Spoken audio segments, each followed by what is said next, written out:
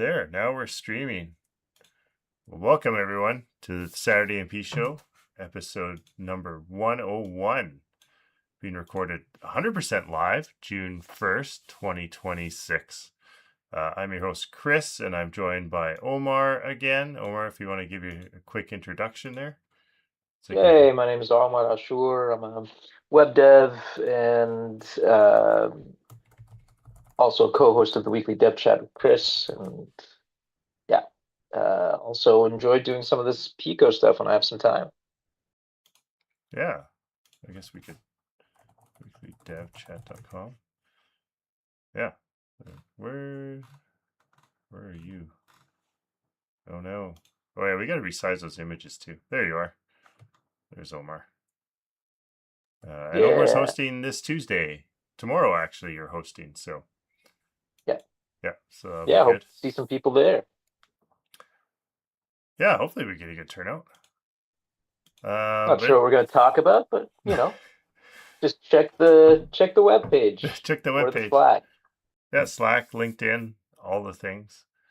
Yeah, so today we've been working on Postcast for less than a while, but we're going to change it up a little bit. We're actually going to try some picoCTF, some capture the flag events, try and do some hacking. Omar picked a cryptography one for some reason, which I'm not very good at. So we'll see how this goes. Photography's fun. Yeah, hopefully we actually solve these. So we record these live videos. Even when I was doing the non-live videos, they were mostly live. So there's lots of videos of me like failing to solve capture the flag problems or writing inefficient code or and stuff like that. So that's kind of one of the reasons we make these videos, is just so people could see other people fail. It's not just like a polished 5-minute YouTube video that makes everyone look perfect. Because behind the scenes, there's lots of failure, lots of trying again and just getting better. So hopefully that's what people get out of this. I don't actually know. Maybe our views would be a lot higher if we actually edited and polished these, but whatever. And this is just fun. I love doing these. So so if you have any questions or concerns, I guess what I'll do too, if anyone happens to watch this, jumps in and watches this live, any questions, please ping us in the chat. There, I'll throw that in the chat, and maybe someone actually joins, they'll actually ask us a question or something this time, because we'd love to have questions from the audience, or just the audience, and that we answer now, or possible questions we answer in the future. So if you do have a question, please throw it in the chat or send an email to ask@SaturdayMP.com or leave it in the comments down below. There's lots of places you can do that. So, all right, let's get started here too. All right, so we picked no padding, no problem, which is a medium. Where's my thing? There we are. It's a medium. Oh yeah, and picoCTF is now CyLab for those. This was a change just a week or two ago. So if you log into picoCTF, it'll redirect you to the CyLab. But theoretically, all your old passwords, like my password still worked and it had all the problems that I'd solved before. So hopefully that stays true for everyone. All right, so this is the problem we're going to try and solve.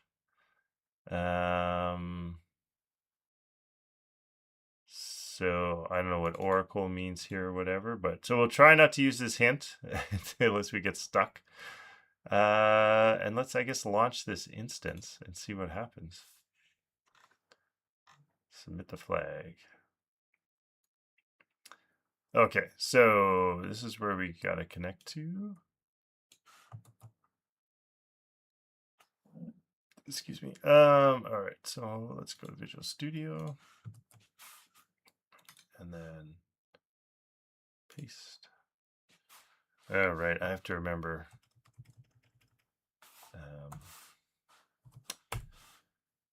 The Control-C doesn't work because I'm in a Hyper-V Kali Linux environment. All right, let's see what this does. Okay, so welcome to the padding Oracle challenge. This Oracle will take anything you give it, decrypt it using RSA. It will not accept the ciphertext with the secret message. Good luck. Oh, okay, so here's like the RSA. Okay, so here's what we got. I'm just, for starters, I'm just going to put this into the, oh, yeah, right, I can't.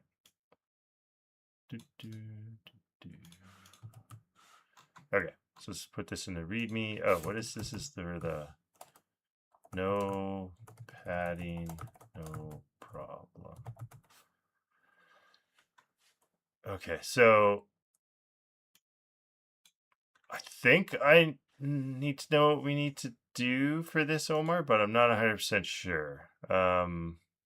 Do you have some ideas? Like, I think kind of having solved some RSA challenges in the, I don't have any ciphertext. If I just put blah, should fail. So the Oracle will take anything you give it and decrypt using RSA. Will not accept the ciphertext with the secret message. Okay, so we've got N and we've got E and we've got ciphertext. It will not accept the ciphertext that you give it. Is that what you just tried to do? Yeah, just to, I don't know, just double check, make sure it's actually doing what it says it's doing. Okay. Oh, sorry. But it will take anything you give it and decrypt using RSA. So E and N are part of the RSA like algorithm, aren't they? Yeah, now you're asking. So I have to remember how this all works. I'd have to look up RSA to be honest. RSA, E, and N. I might have to go get my book here too. Where? Okay, so Wikipedia.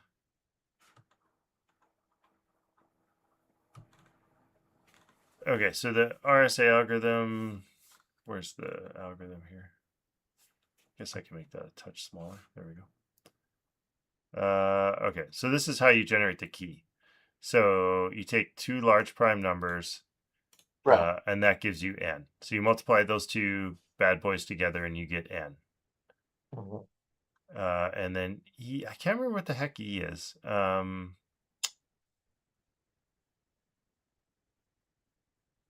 Okay, so choose an E having a short bit length, such that E is in that range between 1 and is that lambda? Yeah, it looks like a lambda. Lambda of N. And GCD. That's its greatest common denominator. Greatest common denominator, right. Of E lambda of N equals 1. That is E and lambda of N are coprime. Coprime. Okay. Yeah. So I think that we have E and so we know N and we know E. I think we can like basically encrypt our own. We can create our own ciphertext, I think, is what we can do with this. Yeah. And then it can decrypt it using ours. So this is where I'd have to do some research or ask the chatty chats here. Okay. Hopefully it won't. It might spit out the answer. All right, let's just try auto here and see what it says. How do I use N and E to create a cipher text? Okay, hopefully it won't spit out the answer.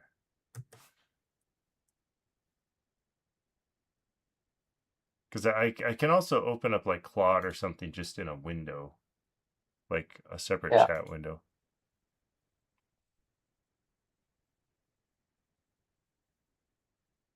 Okay. So yeah, there's a little Python thing. So there's n, which is this big long number. Oops. E. Okay. So it's converting. Oh, the message is just a byte string, converts it to longs. Oh, I don't know what POW does. M. Is Oh, that like M an is the. exponent? Oh, maybe.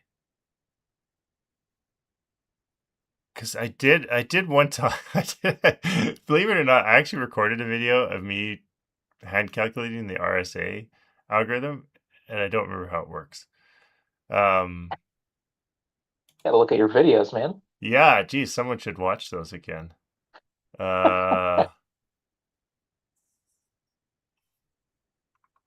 Okay, but this is calculating the keys, and then you distribute the keys. Okay, so once we have the keys, after Bob Yeah. obtains Alice's public key, he can send a message to Alice. To do, he first turns M, which is the message, into an integer M. Okay, that's what they did. If I move this over here a little bit. All right, so that's what this is here. Like this is converting this message into integer. Right.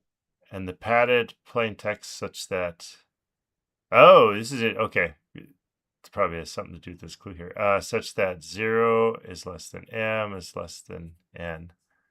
M is between 0 and n. By using an agreed upon padding scheme, he then computes the ciphertext C using Alice's public key by taking, yeah, okay, POW, yeah, it's probably this formula here, I'm assuming. Yeah, that makes sense. So he can send a message M to Alice No, after he obtains you Alice's public key, yeah, so you use the public key, which in this case is n. yeah, That's the and public. N would be the public key, and then you need the E as well. Okay, and that's what it's doing. Is the POW? It's M to the E. Yeah, But POW also does the modulus? That doesn't make sense. multiplied by mod N. Yeah, but I don't think it's doing that there. It gets like the equation on that the clanker gave you, C equals POW MEN. I'm not sure if that tracks. Yeah, I don't know what POW is built into this crypto utility, Okay, maybe it is then, if it's or built into maybe, that utility. or maybe it's just a built-in something. I would have assumed it was just like to get something to the power of something. It was less than N. Oh yeah, okay, it has to be less than N. Yeah. That's kind of trying to give us an answer down here. So, okay, well, let's see if this works, and we'll see if we get an encrypted, like it can decrypt our message for us. What we call this, encryptor.py. That's interesting. So what's C in this? C is the ciphertext, right? Yeah, Ciphertext integer. yeah. So C is the encrypted message you're trying to send. Right. Oh, I'm in the wrong folder. And what is this equation? This equation is specifically used in RSA. What equation are you That asking about? C equals M to the E multiplied by mod of N. This one? Well, I'm not looking at that one. I was looking at the Wikipedia article. Oh, Wikipedia. Yeah. So this is maybe there's a type. Maybe it's missing something in here. It's not showing up correctly, but yeah, this is how this is how if you have my public key and you want to send me a message, this is the Mhm. formula you'd use to send me a message. Right. And but this isn't specific to RSA. Yeah, this is This is RSA. like this equation is only works in RSA. Um, I'm going to say yes. I don't know what the three equal signs means either. Um, Three equal signs it's another way for like modulus expressions, I guess. Like oh, okay. for use it in modular arithmetic. It's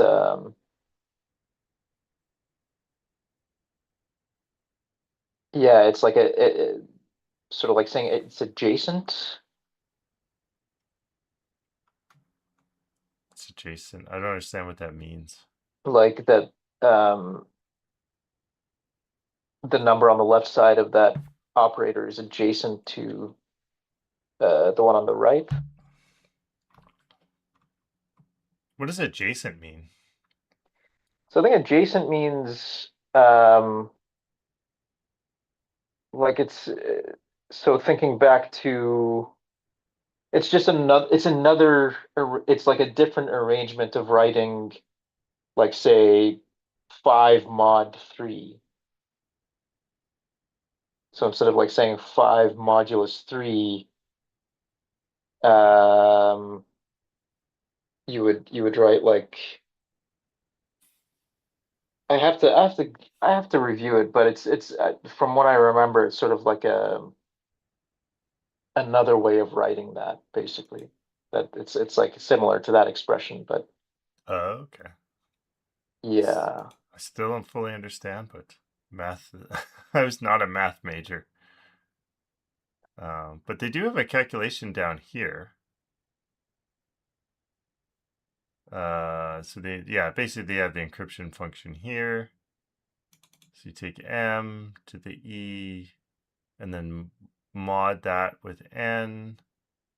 So in their case, it's their message to the 17th power modded with this N is really small because they pick small prime numbers up here, like 61 and 53. Right. And that gives them their encrypted message.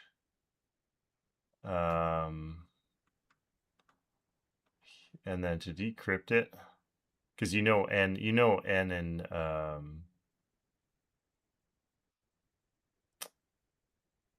oh yeah, D, but this is part of the what is D again?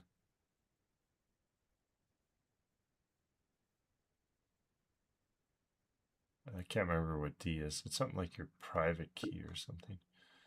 The Uh, modular multiplicative inverse. I don't- uh, Tasty. sorry. That's juicy. It's juicy. Uh, and this is the calculation to decrypt it. Um, Okay. Doesn't look too jarring. right, but there is this interesting note here. Hmm. Alice must discard M if the padding is invalid. If she reveals any information about M when it has invalid padding, an adversary could exploit this to decrypt or sign messages without knowing the private key by sending her random or maliciously crafted ciphertext and observing how she responds. So this is probably going to be our how we solve things here.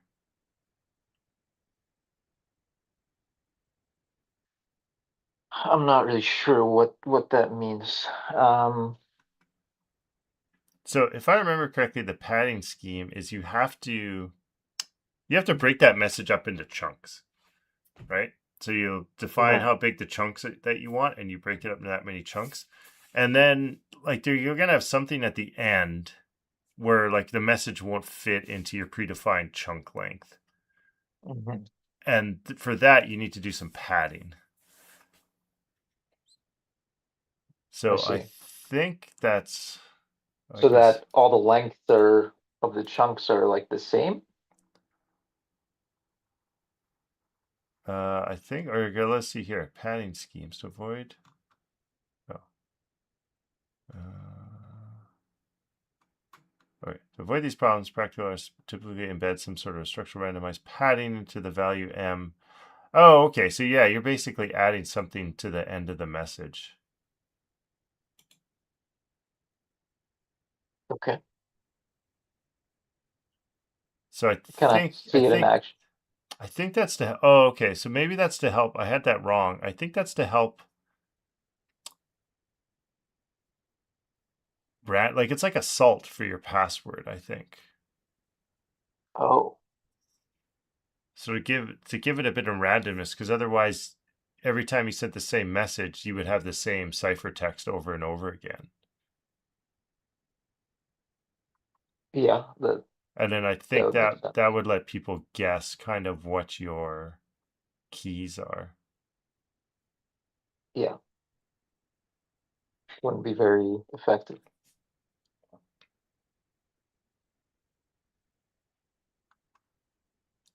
Okay, let's go.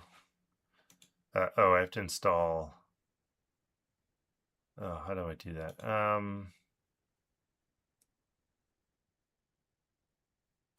do you create a env environment? env? How do you do that again? Let's start a new message. In Python? Yeah. Do you remember? Yeah, what is it? You go source and then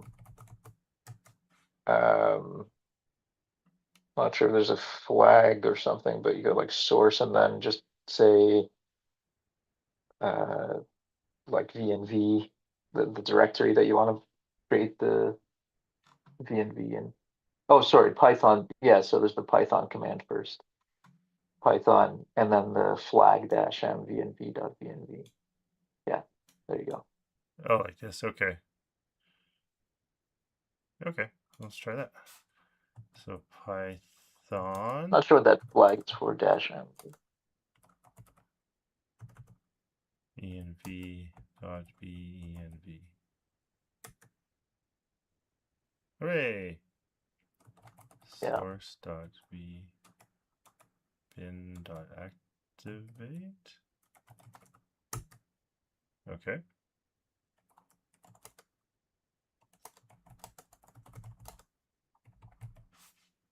Install.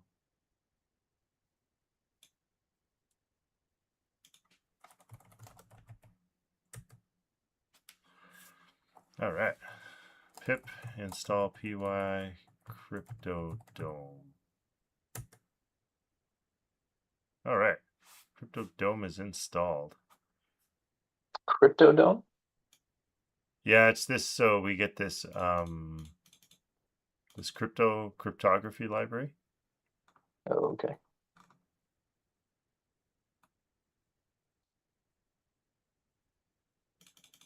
All right, let's see if this works. Oops. Paste. Ah. So Control Shift V. Yeah, there we go. Okay, crypto. Okay, so now we should be able to run our encryptor. All right, so this is the string it encrypted. Oh, I think we got to double check that this n is correct. I don't think that was correct. So the n is. Oh, maybe it is. Starts with 767 and ends with 127. Oh yeah, okay. So now we should, let's see if this decrypts, whoops. Go here, and I paste this text into here.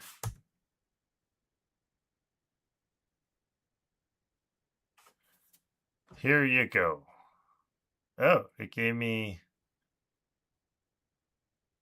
Sorry, yeah, I meant congruence, not adjacent. Congruent. Congruence. Oh, Yeah. I don't know what that means either. Did you take math more? Like I took stats and some I took a calculus. lot of like I took a lot of math sort of on my own, and in school we did like in my economics degree I did a lot of like econometrics and statistics. Oh, okay.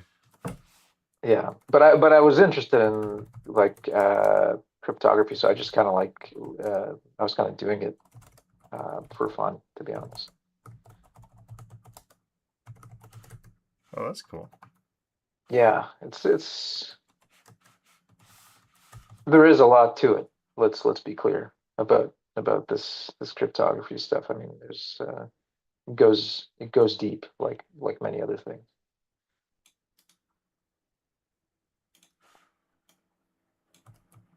I mean, it's a whole subset of math that's apparently just interested in remainders, you know, working with remainders. Working with remainders, yeah. Yeah.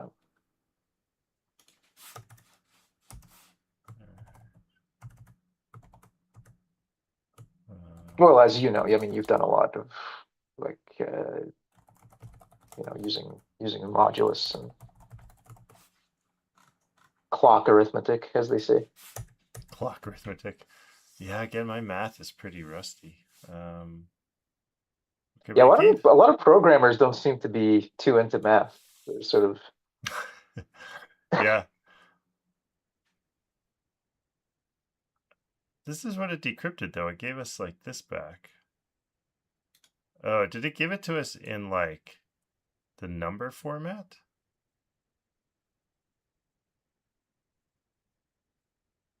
Give me ciphertext to decrypt. I think that's what it did.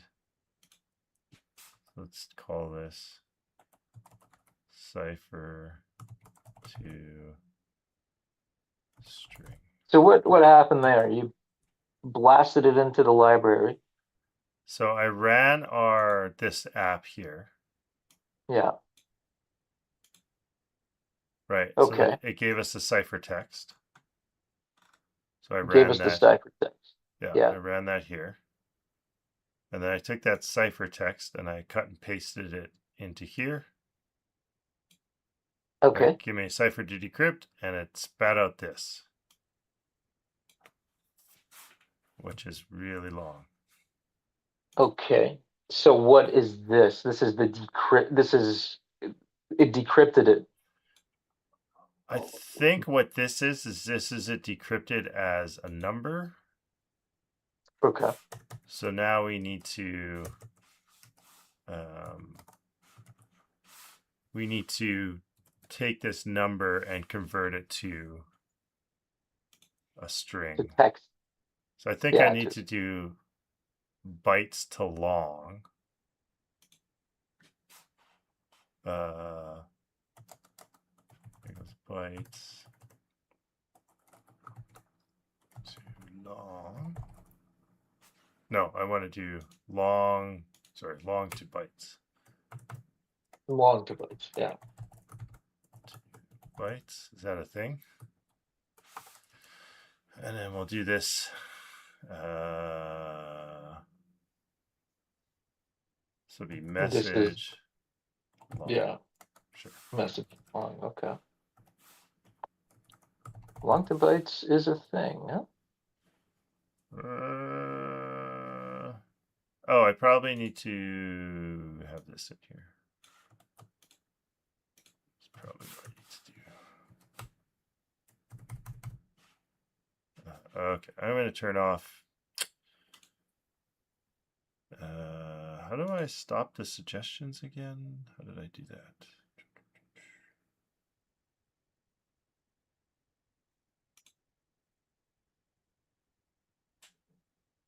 Oh, inline suggestions. Here we are. Snooze. Okay. All right. So message to long is this. Import long to bytes. I think I'm assuming this is a thing. There we go. So that gives us the message. What if we just print? It gives us the message in bytes.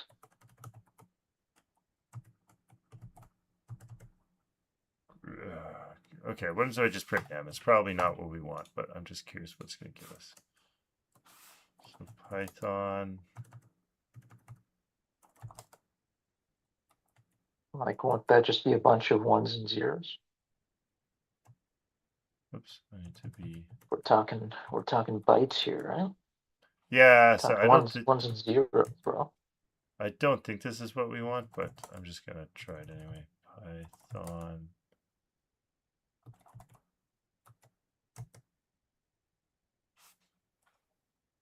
Oh. No module named crypto. Oh, cause I think okay. I need to run it in this one because I didn't activate the Python. Oh, the virtual environment. Yeah. Okay. Yeah. So there's all the bytes. We want those as strings. So how do I? Okay. How do I do that? Can I do this? Or hex, yeah. Uh, Hexadecimal. okay. Yeah. How? Oh, it's low-level networking has got my brain in the right place here. Yeah, Looking at that's this true. stuff. From bytes to a string, I can print.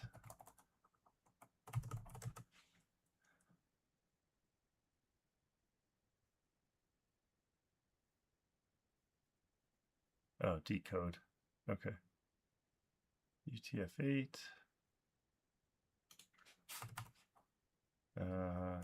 M.decode UTF-8. Let's see if that works. Yeah, interesting.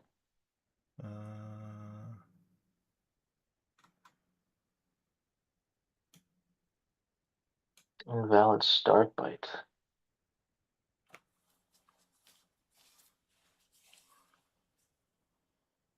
Because we have some weird characters in here. Oh, okay. What are those about? I don't know.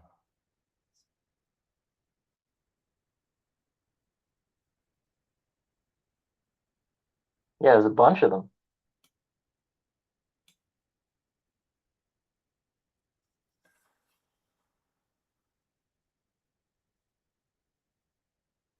Hmm. On to bytes. Maybe we should look at that library. This is Python crypto. Lib package, or I guess they call it libraries. Eh? Yeah. Python crypto It's not very library. useful at all.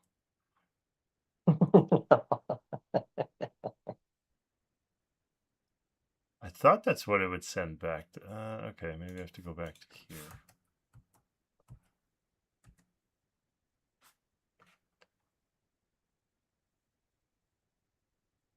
Oh, we got a different end now. Oh, we get a different end every time we run this. Oh, okay. Ooh. So this end is different.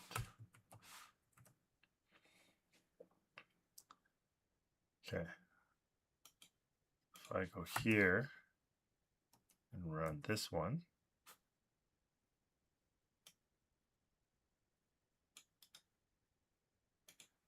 Cryptodome, is that what it is? Yeah, Crypto Dome, something weird like that. Yeah. Symmetric ciphers, asymmetric ciphers, hybrid ciphers. Okay. RSA is symmetric?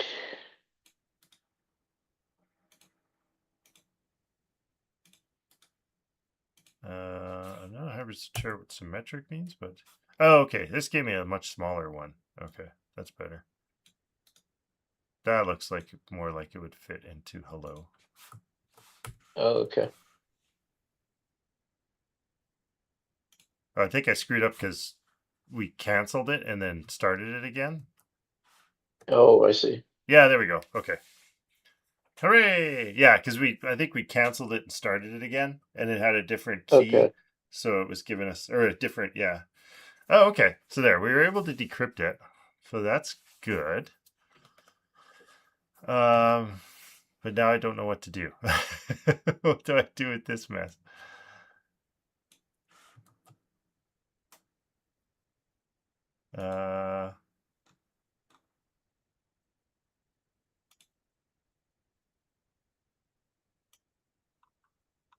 Oops, I killed it again too. What happened to what it previously decrypted? Sorry, what do you mean? Didn't you give it a ciphertext to decrypt at some point? Yeah. Yeah, so what happened to that? So here's the ciphertext. No, not that one. It gave you a, yeah, I think that's the one above it, right? This is the Or one. Has the key in it. no, you gave it something to give you a much longer. Oh yeah, because I screwed up because I think here, like I asked it to decrypt this, but it has a different n. Like it switched the n value on us. So when I originally Okay. ran it, it gave me an n of like this 767. Okay. So when I ran this program with the old n value, Hmm. yeah, then it tried to decrypt it. It's going to fail. It's going to give a weird, because it does, like, they don't match. So, Mm. okay. But now, oh, I killed it by accident again. Connection refused. Oh, did we lose our, took so long, the instance is down? Yeah. Hooray.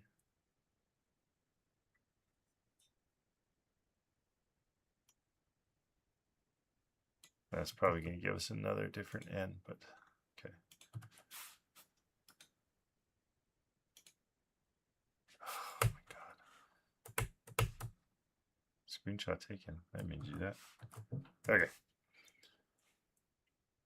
All right, so this is the one that we actually want.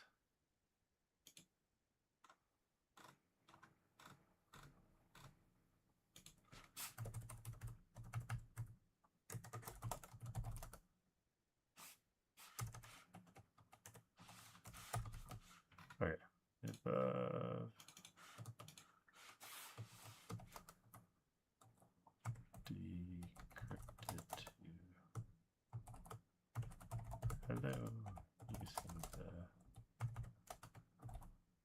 cipher to string.py. Okay, so now we got another one. Okay, so I don't know how to take advantage of this padding thing though. I'm assuming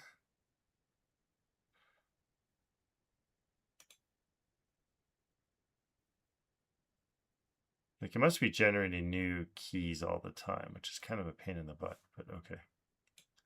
So how do we take advantage of this padding issue? I'm assuming that's eventually what we have to do.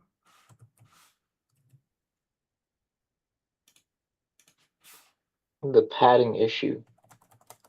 Yeah, I think there's a bug that probably doesn't put any padding in there, or does something wrong with the padding.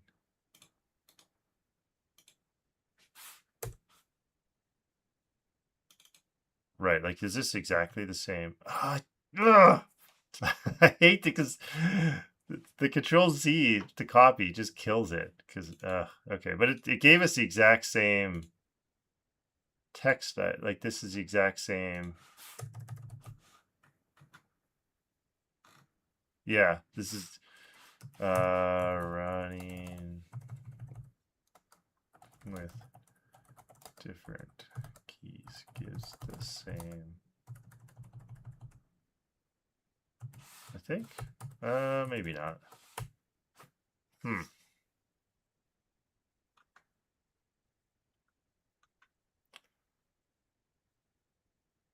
I don't know how to take advantage of the padding problem though.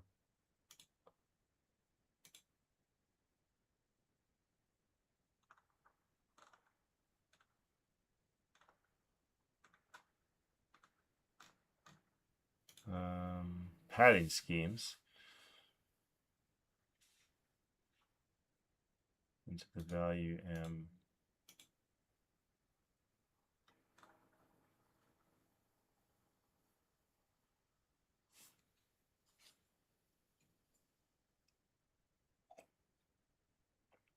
Oh, okay.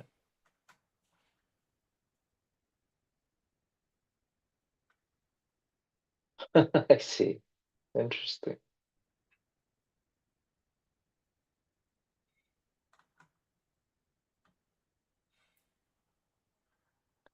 Hmm. Okay. Yeah, that makes more sense now.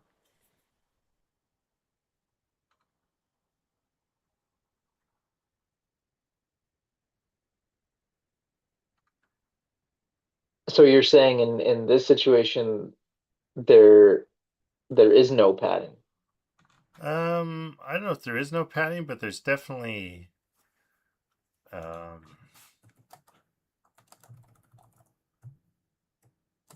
padding on, or it's not randomized. The padding's always the same. Ah, I see. Okay.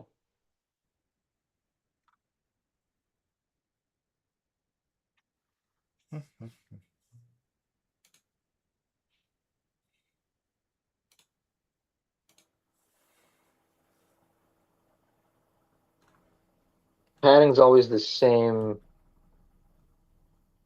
in the so this is in the ciphertext. Yeah. So I think again, Mm, I think it's like if you don't put salt in passwords, when you create a password, if you and I have the same password, then they'll show up the mm. same encrypted Hash. text. Like Yeah. but salt or like this padding, I think will randomize it. So if you and I, if both of us have the password of I don't know, our dog named Fido, they won't show up the same. They'll be both different. Right. And then presumably each time the encryption happens, the padding is like randomized, so it's going to be that's what's making it different each time. Yeah, or at least they have to be agreed upon by the two parties. I don't know how often RSA will change it, but Mm. contains most of the cipher bits. I've not checked. Only a small fraction of the bits are constrained. The rest are free variables. Okay, this is the attack.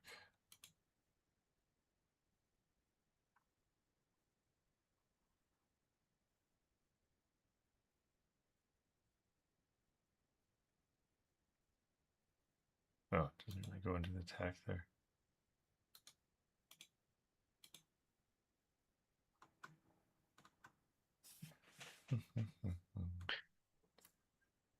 RSA is just math. Yeah. Yeah, duh. Uh, Taking a round average for VND modulus n, you get back m. Oh yeah, okay.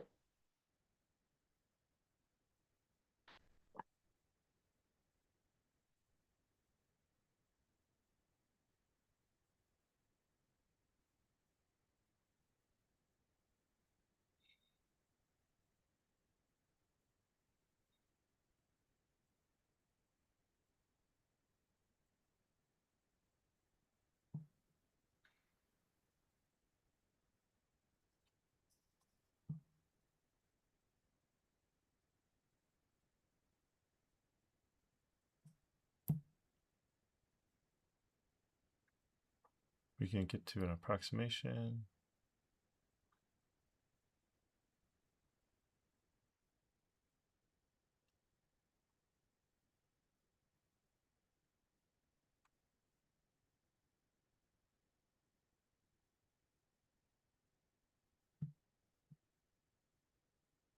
Then becomes completely irrelevant. Oh, interesting.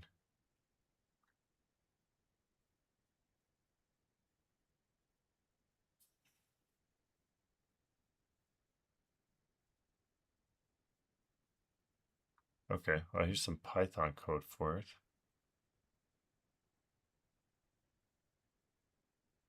This is the source for the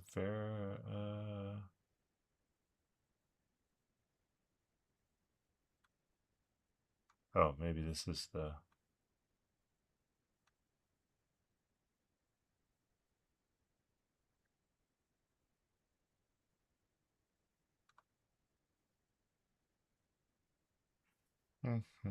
actually FF bytes. It means we can hide imperfect cube rooting garbage.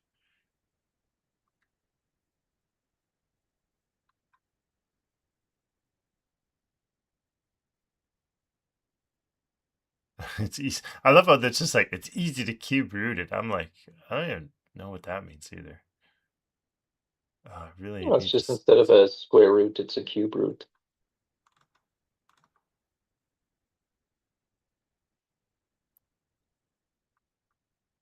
So like, So 2 times 2 times 2 is 8. So the cubic root of 8 is 2. oh yeah, okay. That makes sense. That one I guess I should know. So given I'm not that sure why they're using cubic rooting here.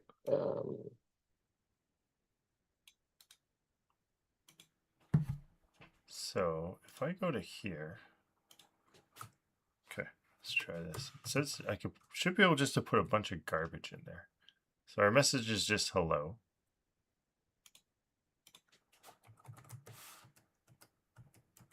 Okay.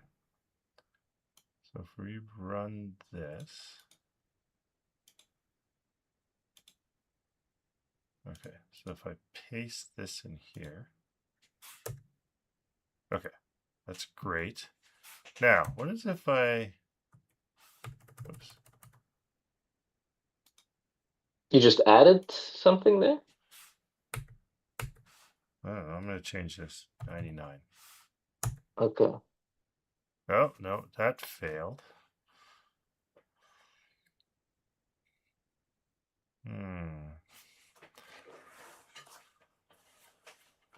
Okay. Because you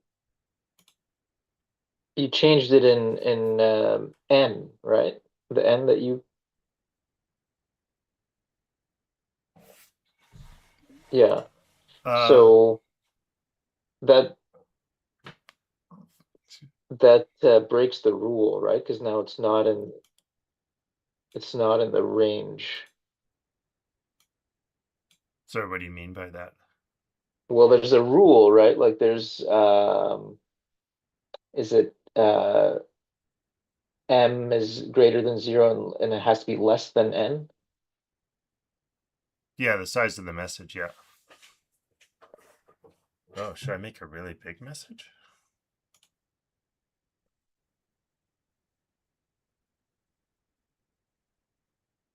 Okay, what was if we do hello 2? Let's do this print hello.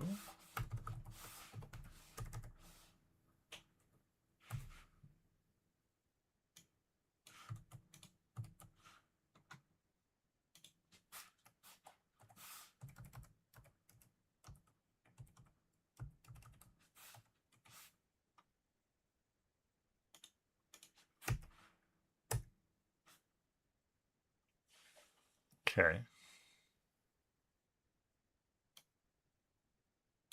If I take this,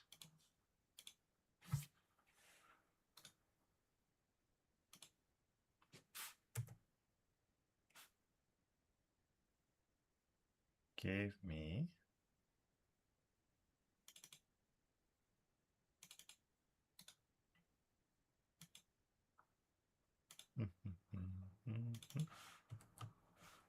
which I'm assuming is going to, yeah, hello 2. Okay.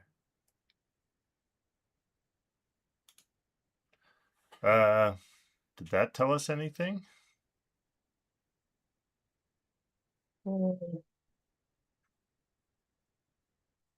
Because you changed it. I guess you're trying to add padding into it, your own padding. Yeah, I'm just seeing if there's any similarities and differences between the two. It looks like these are Yeah, completely different. I think Um, that's a reasonable train of thought. how do I? Okay. Uh, how do you exploit padding issues in RSA? How do I do it?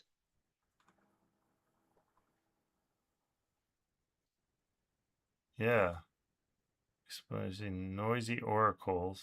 Oh, Yeah, I think you're actually on the right. I think you're probably starting to go down the right path there, but well, who's got time for that these days, you know? like you, what do you think I should try next? Just try So more, yeah, um, like a longer message. I think trying like I'm interested in the idea of adding padding to the ciphertext and then seeing what the difference is. So like You know, this one here. yeah. So copy that. I can paste it in here, and then what?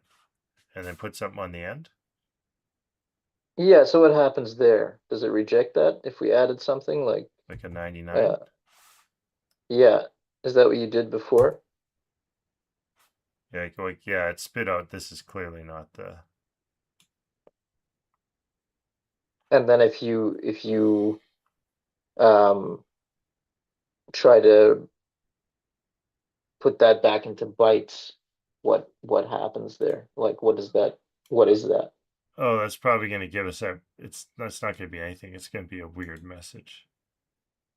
It's not going to be.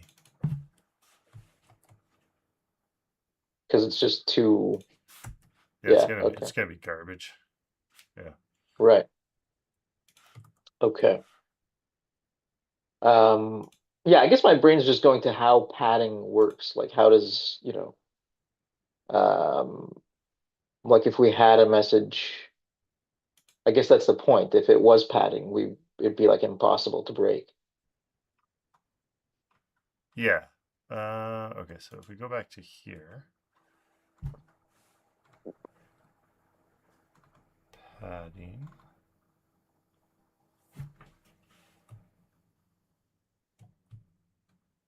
Whoops.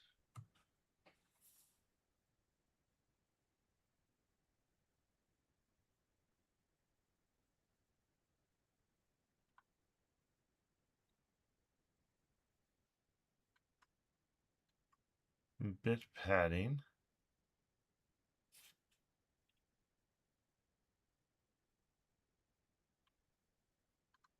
Uh,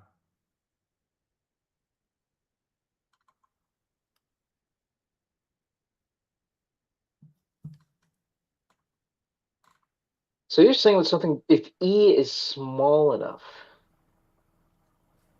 E is small enough.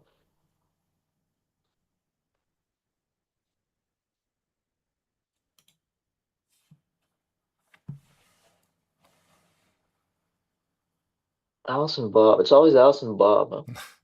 yeah, it was kind of the first example where they explained public-private keys. Right. The person used Alice and Bob. At least that's my understanding of why that is. Hmm. Specific scheme.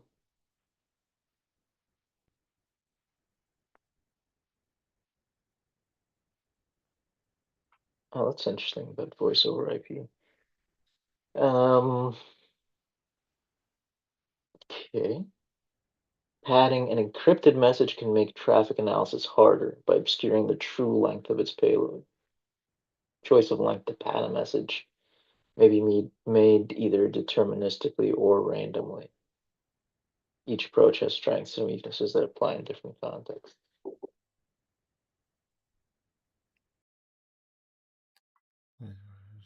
messages like precise.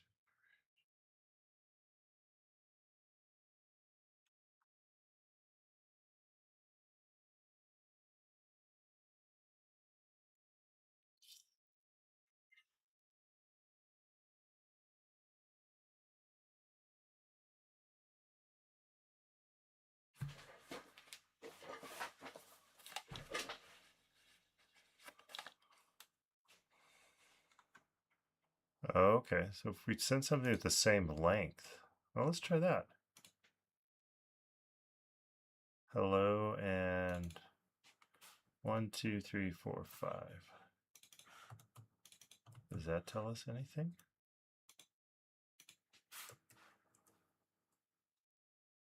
Oops.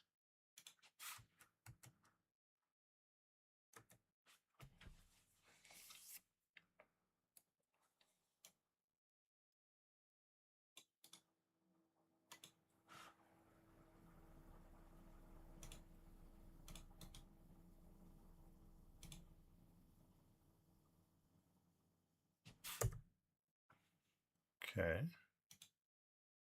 And then if I did 1, 2, 3, 4, 5.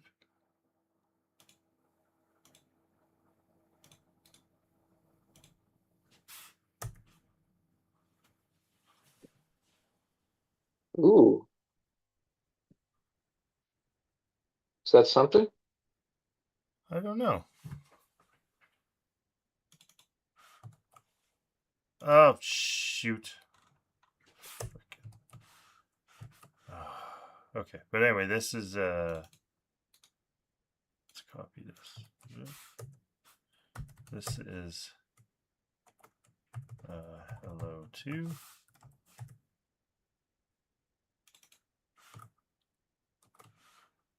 This is hello. And this is 1, 2, 3, 4, 5.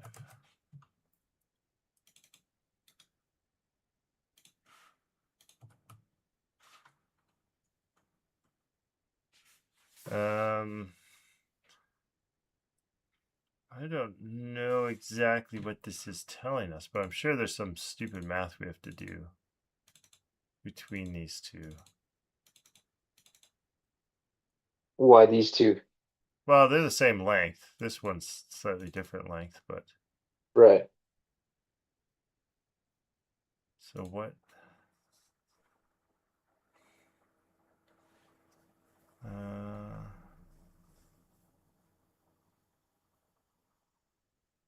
Same length, and he's dropping nose or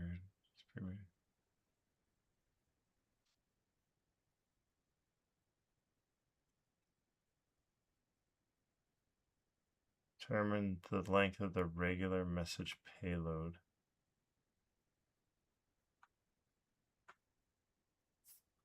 Okay.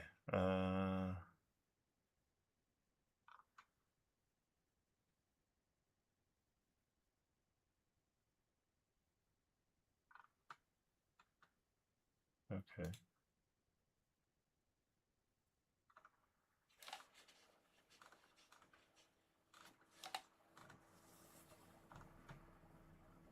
Padding. Here we are. Okay. The number of attacks when encrypting with low encryption point, we have a pretty high encryption point. If the same clear text message is sent to E or more recipients in an encrypted way and the receivers share the same exponent E but a different PQ, therefore N, then it's easy to decrypt the original clear text message via the Chinese remainder algorithm. Well, that's what Andrew was talking about the other day.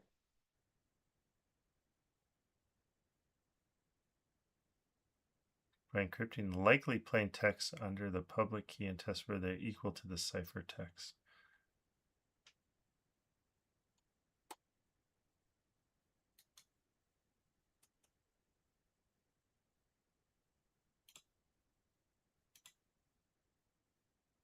The attacker can obtain the ciphertext for arbitrary plain text. Goal is attack game first reduces the security. Oh, did we just brute force? Because we know.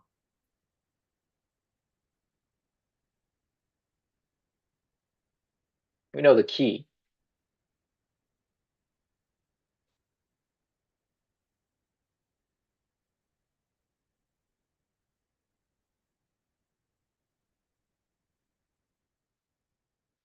C is congruent to M to the E modulo N. Sorry, where was that and what does that mean?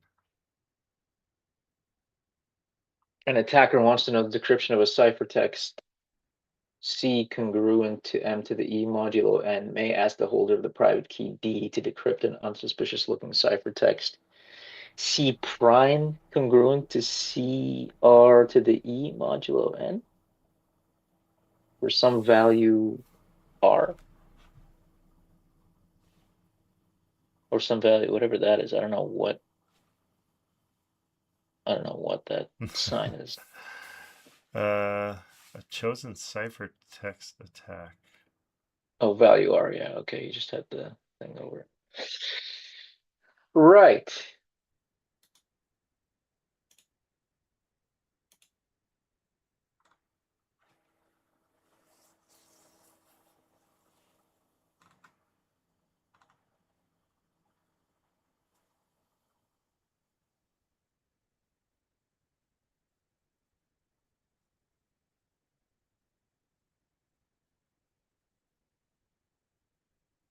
Um,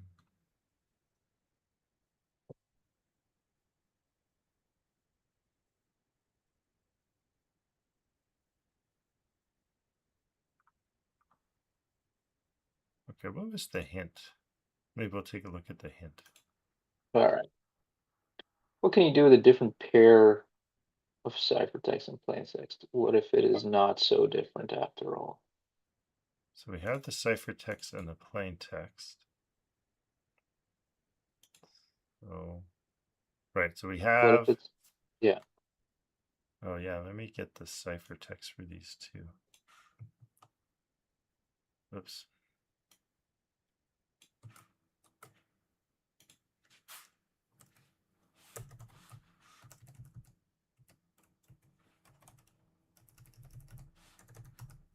What if it's not so different after all?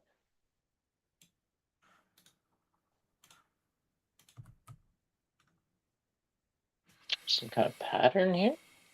I don't know about a pattern, but there's probably some goofy math.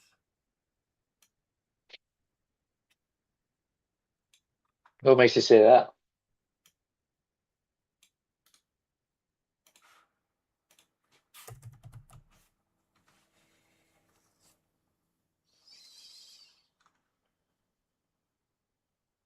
Because if we put in hello and then 1, 2, 3, 4, 5, got this and this back.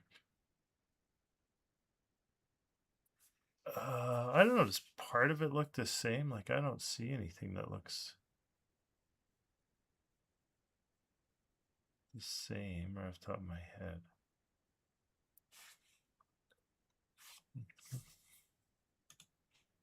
It seems to be the same length, right? But I guess that's just expected.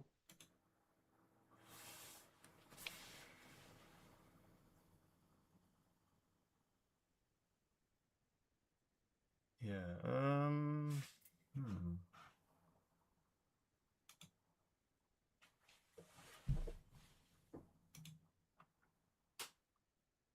Let me move this down a little bit. What if it's not that different after all?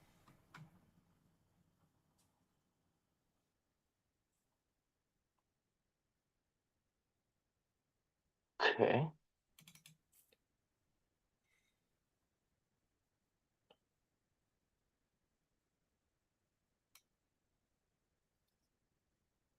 It's not that different.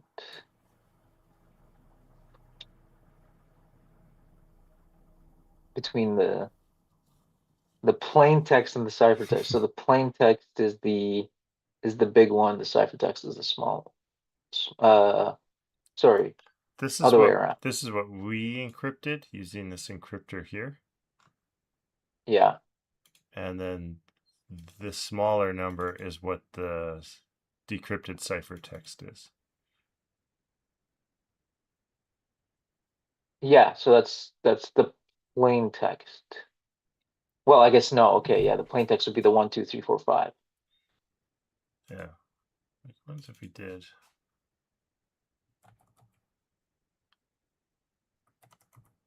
What do their flags usually look like? Let me take a look here.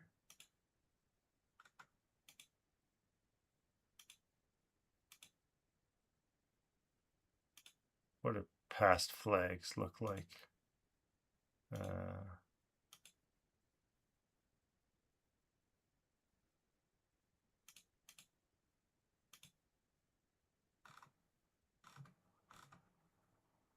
Oh, okay, picoCTF with this thing.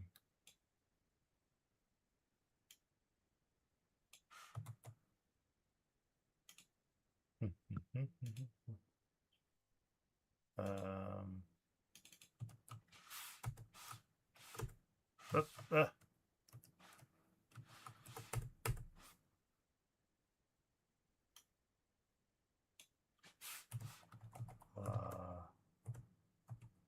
blah, blah,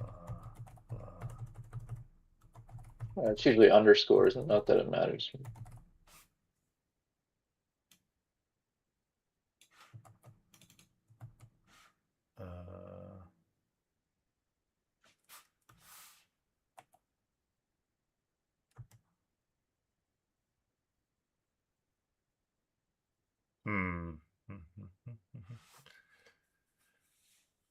Yeah, I don't. Oops, where'd the readme go?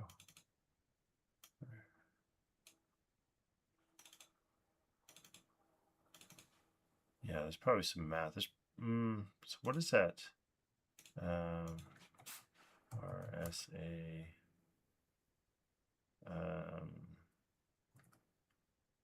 Website for encoding, decoding. No. This one. It's French one. Oh, okay. Oh, that's gross.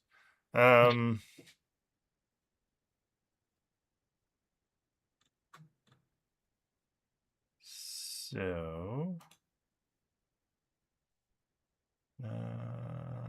does this have a thing where I can enter to?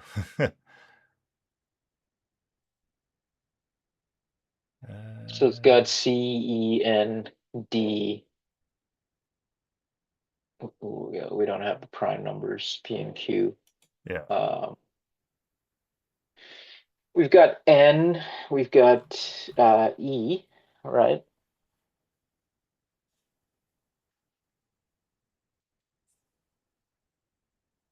We've got C, should have C.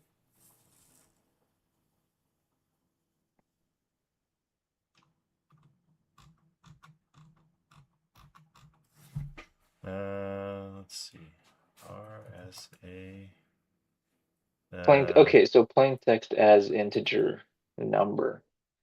There must be some kind of relationship here we're missing between because the hint is saying something about trying these ciphertext and plain text pairs, and then there might not be a big difference between the pairs of ciphertext integers and plain text integers,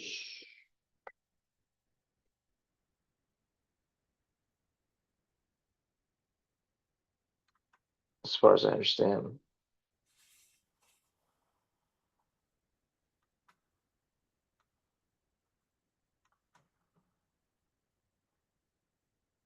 Yeah, what's this going on about?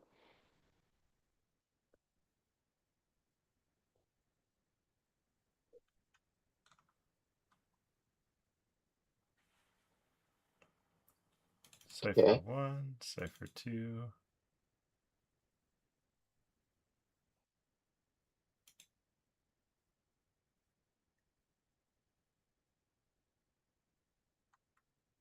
Oh, might be giving it away here.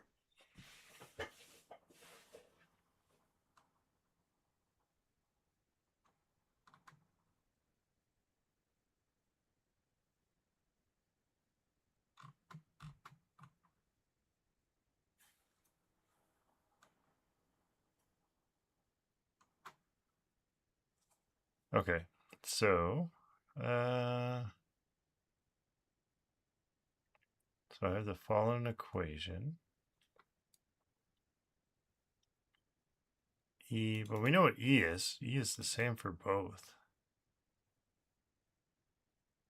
Yeah, and there was something about saying that if E is small enough, then it doesn't then it becomes irrelevant. Oh, this is he's sending. Oh, he's got two public keys or something here.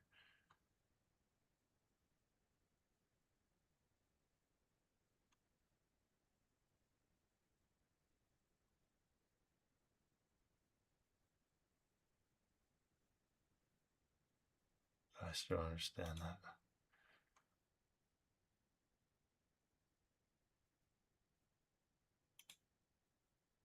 Okay, let's just backtrack here and look at that. Um, What did you want to look at? so okay, the initial. Let's just look at what CyLab or whatever it is giving as the so in terms of the hint and in terms of the initial thing. So it says what you can do with a different pair of ciphertext and plaintext. What if it's not so different after all? Different pair of ciphertext and plaintext.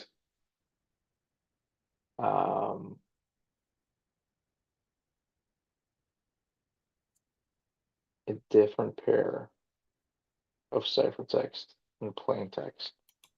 Yeah, so we have that here. Like here's the Yeah, plain text, and here's like the ciphertext we got back. right. So no. So this is the thing. This is we can call this the plain text integer, right? Because this is basically going to be the plain text. This is the ciphertext decrypted. I think that's what it means, right? Like this is we gave it the ciphertext integer, we got back the plain text integer. Yeah, like we got this, yeah, and we got back this. Yeah, exactly. So that's the pair of ciphertext and plain text. Now, what can we do? What can we do with another pair of ciphertext, plain text? Um, where it's not so different. Is there any way we could like take one of these? So like for hello, or for 1 2 3 4 5, or for hello 2, Mm-hmm. and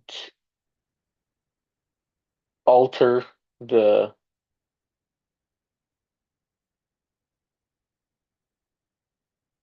I think that's what we were trying to do at some point, right? Altering the ciphertext and seeing if that makes a difference slightly.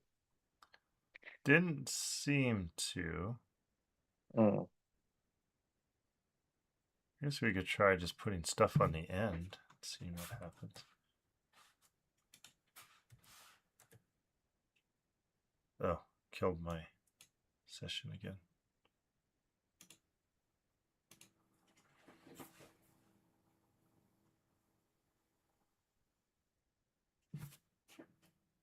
Yeah, like I wonder if you added some stuff at the beginning.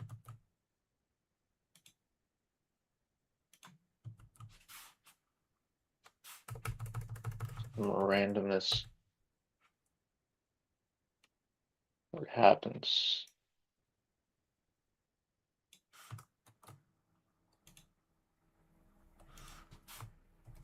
This ciphertext.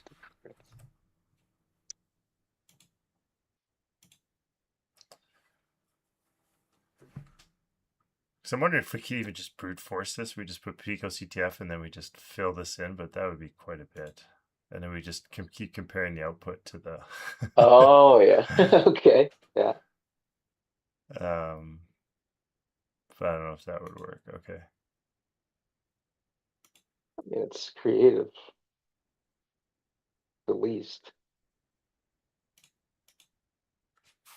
All right. Let's see. Okay.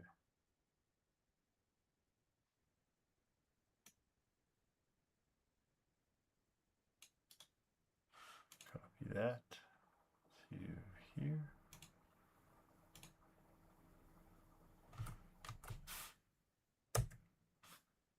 There you go. Okay. And then if we do this one,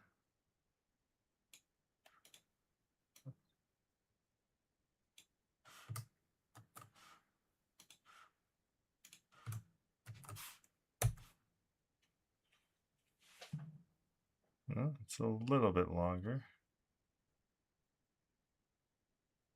What if they're not so different? Is it saying like, what if the cipher for each what if the cipher is not going to be that different, even on a different but that doesn't make sense. Of course, the cipher has to be different, right? How else would you get like different plain texts?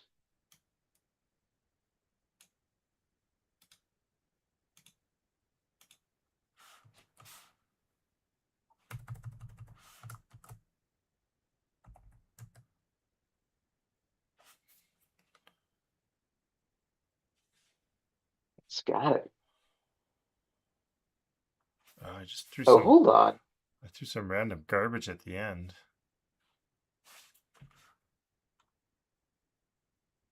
I think maybe I'm seeing patterns that aren't there. Yeah.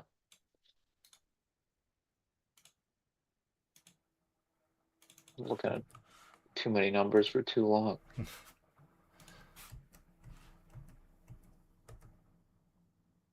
No. Okay.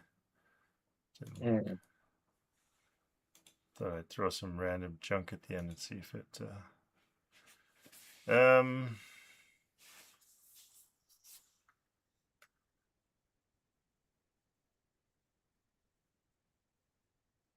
Padding.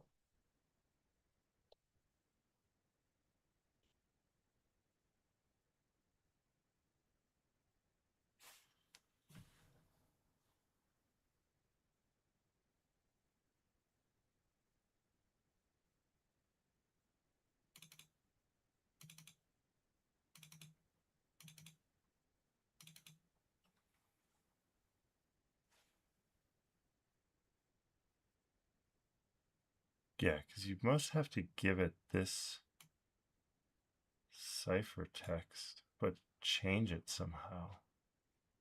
How would we do that?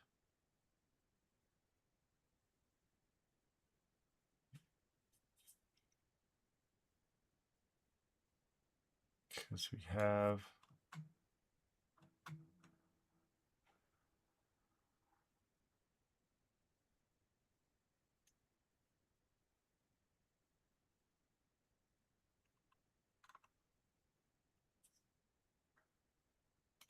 So we decrypted that, we decrypted that.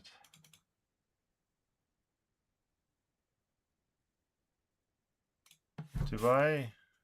Oops. 0, 0? No.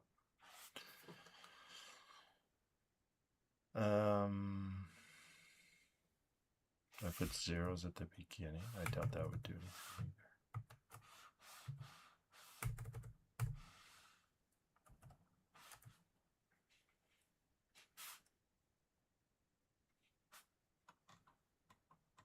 Where's the ciphertext? Here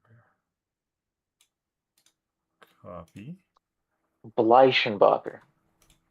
Chosen ciphertext attacks against protocols based on the RSA encryption standard PKCS #1.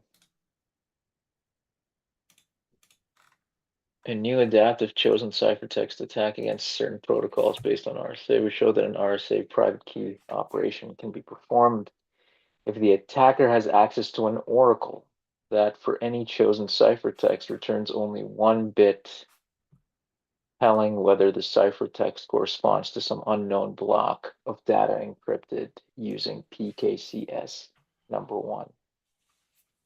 an example of a protocol susceptible to our attack is SSL version 3.0. So I think it's in here. It's in this Bleichen paper. This seems to be where this is coming from. Oh, where's that? Well, it's the first thing you looked at or one of the first things you looked at was I'll send you the. Yeah, send me the I'm looking. link. Yeah. This is the Medium article. But yeah, it's that's one of the first things it mentions is this Bleichenbacher paper, chosen ciphertext attacks against protocols based on the RSA encryption standard. Oh, go away. Right, yeah. So let's go put padding. Yeah.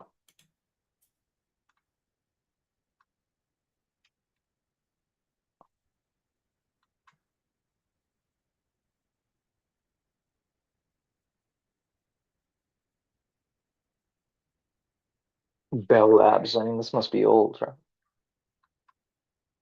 When unpadding, the sequence is detected.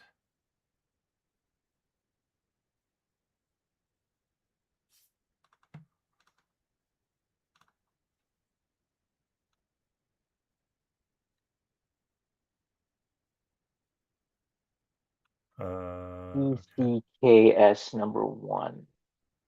PKCS number 1. Now, what is PKCS number 1?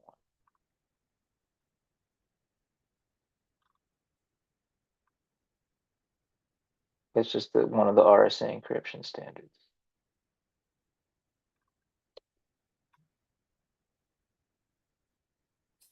Of X and Y for padding.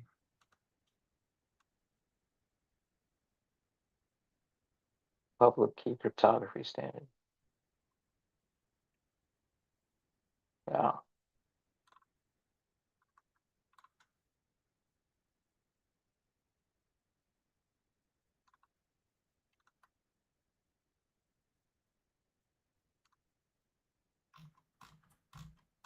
So the padding, where does the padding get added then?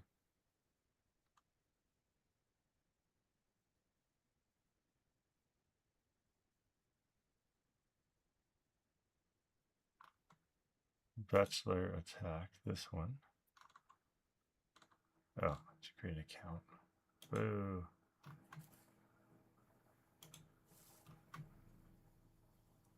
Okay. We pad the start of the Leichenbacher's message attack. bytes. Sorry, what were you saying there? So that's what you were looking at too, is the adaptive chosen ciphertext attack.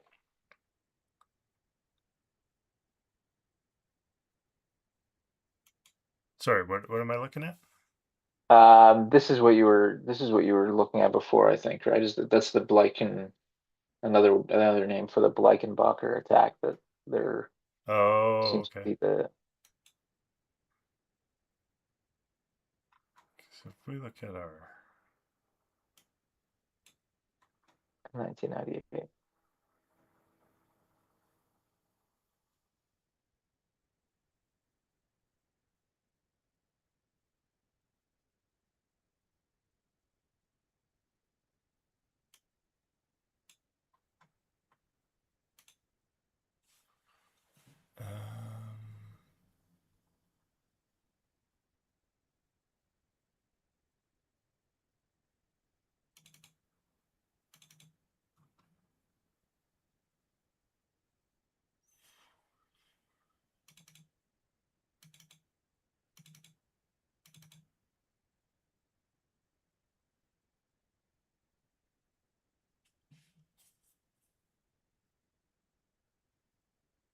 Oh, so here we go. Ciphertext malleability.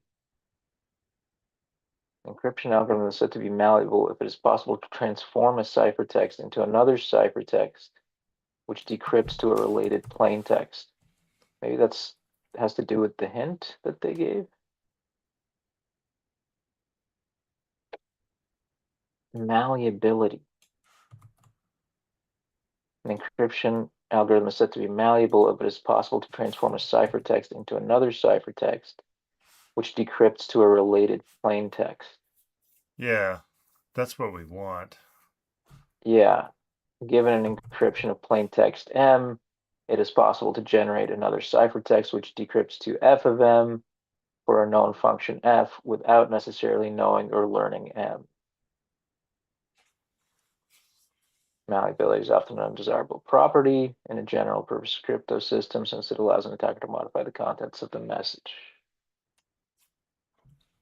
For example, suppose that a bank uses a stream cipher to hide its financial information and a user sends an encrypted message containing, say, transfer this amount of dollars to account number X. If an attacker can modify the message on the wire, it can guess the format of the encrypted message. The attacker could change the amount of the transaction or the recipient of the funds. So transfer some amount to another account. Malleability does not refer to the attacker's ability to read the encrypted message. Both before and after tampering, the attacker cannot read the encrypted message. Okay.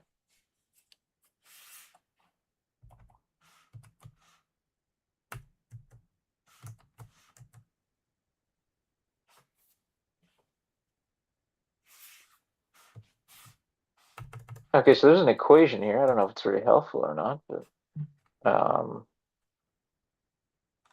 in the RSA crypto system, a plain text. I'm just going to copy this and maybe is this the map that we need to be doing? Unable to Sure. send files due to admin restrictions. What are you restricting here, admin? Oh, and Zoom. Yeah, just put the website or something in there. Okay.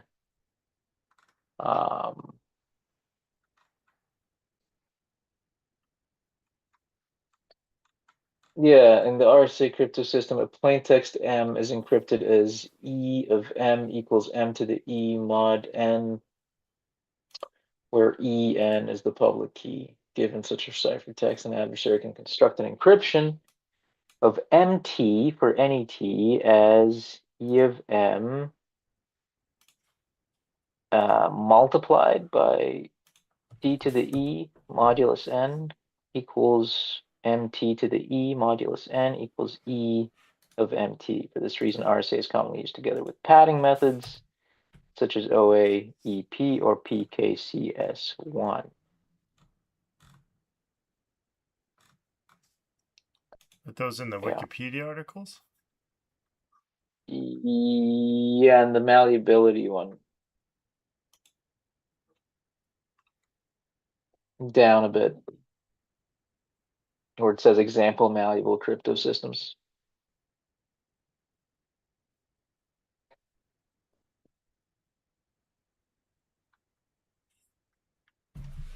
The part about RSA.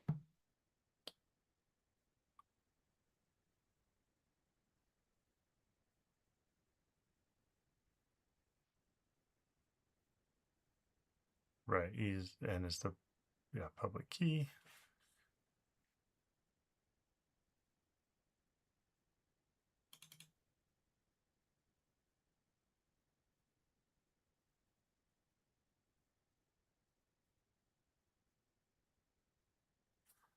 Okay, so take the message to the power of E, mod it with N.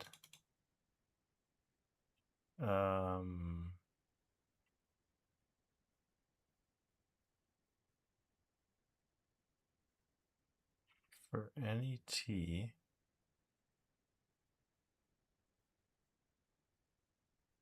this equals M, my message to the power of E mod N.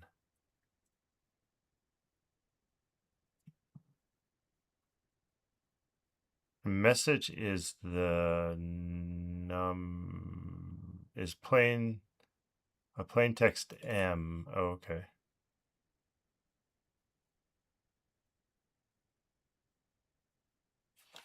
So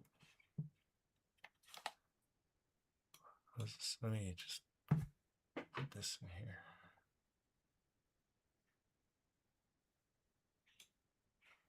In the El Gamma.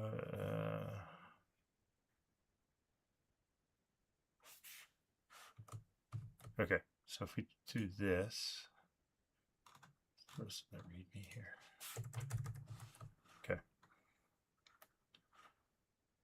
Oh, it's not going to show very nice. Yeah, you can just put it in a text file. Huh? Oh, stupid thing. Okay. Copy. Can I just paste it as? No. Plain text is encrypted as e to the m mod n.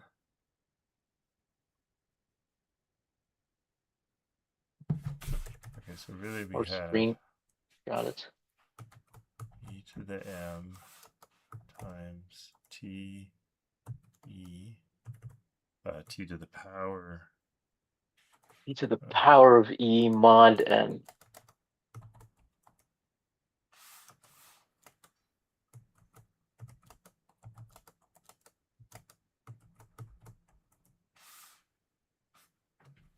right? Like that's the formula there, right? Yeah.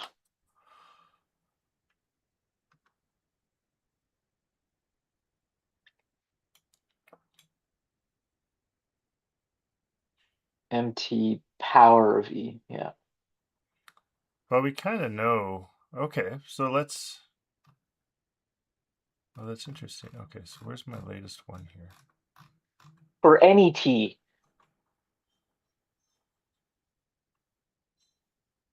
For any t. What is t? T is the stuff we added to the message. The stuff we add to the message. Okay.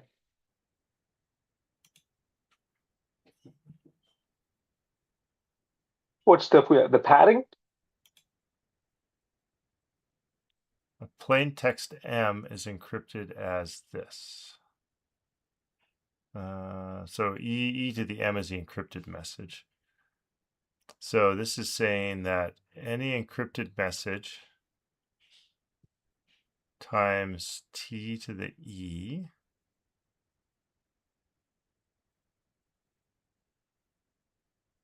so we have the encrypted message.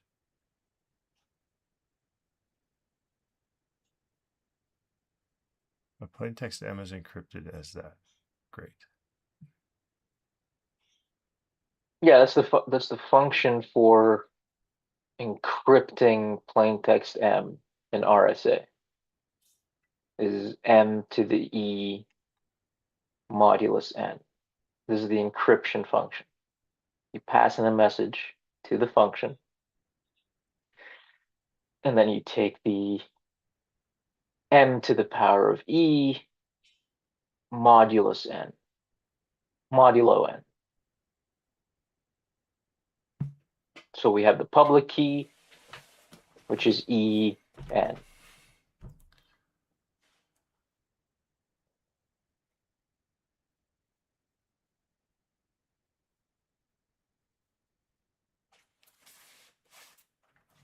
Okay. So this is a formula here. And that's the ciphertext, right? Yeah, so our encrypted message is this.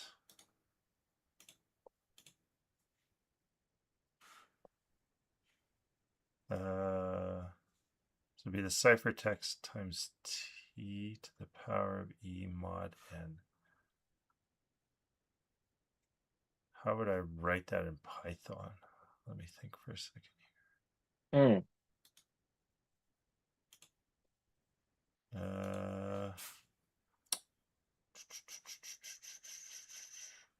What is this problem called? Or what is this formula called? Let's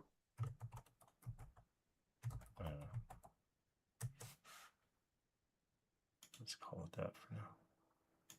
Okay, so this is a formula we want. This is our ciphertext. Is this.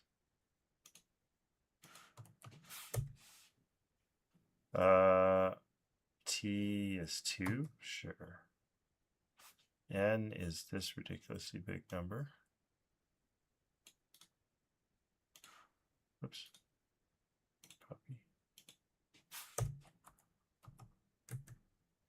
E equals this. Okay. So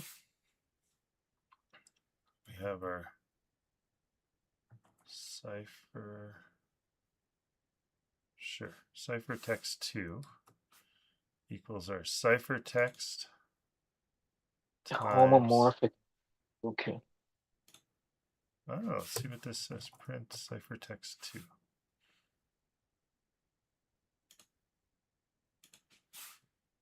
Python. Module. Yeah.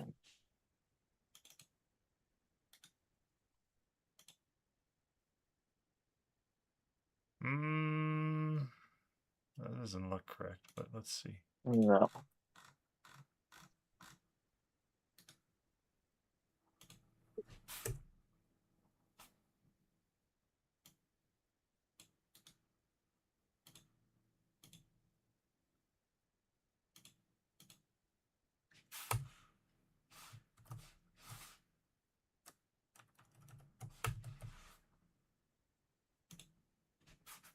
Oops.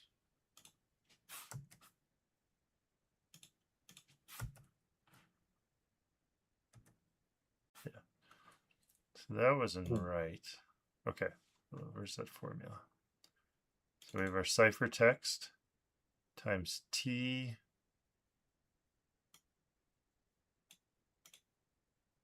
pow. So it's equivalent to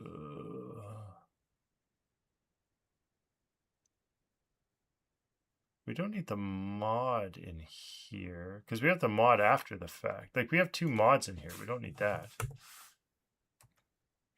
So that's right. Maybe that 2 mods was messing us up. Oh, that looks better.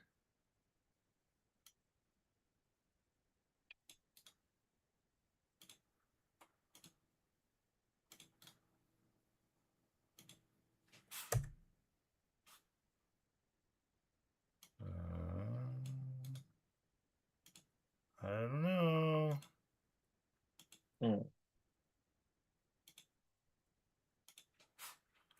think we still have something wrong with our formula there, but I'm not sure if you pasted. Is that the right? did I paste the right one in there? Oh yeah. Okay. 4, 6, yeah. No. Yeah. Not quite. Huh?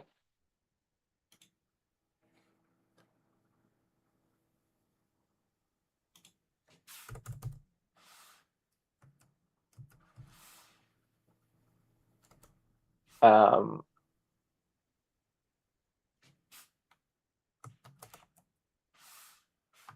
Does that give us anything different? No, it gives us the original tiny one.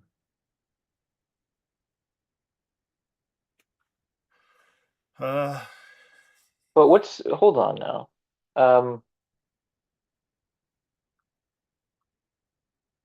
Uh.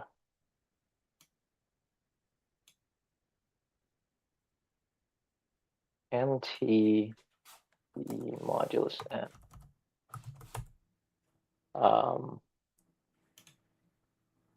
Oh, maybe this is not.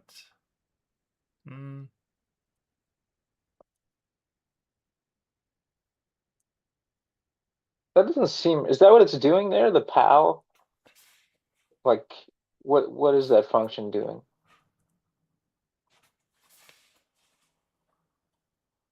Okay, base, exponent, and modulus. Modulo. With 3 arguments. Okay. Yeah, that makes sense.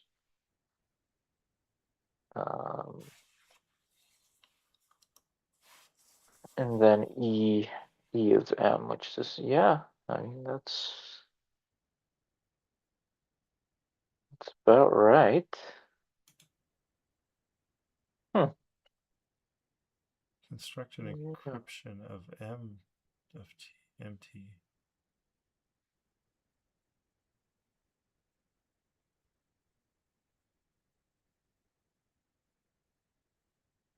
T to the E modulus n.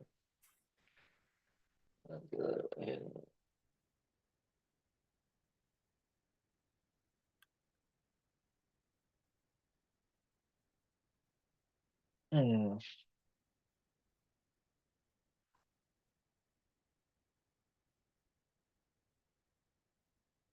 So we have the encryption of M and T. We don't know what the original message is, so that's the problem.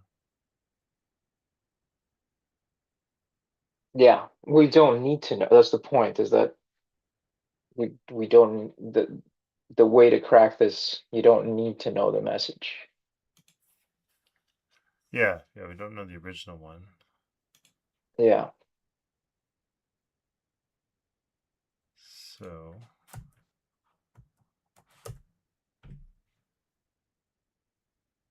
gives us that big old string. N. Oh my, is that N? That N is way too small. Oh, I didn't copy all of N. That's why. N is way too tiny.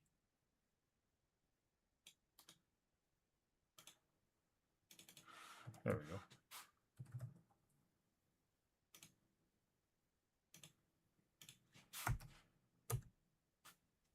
Okay.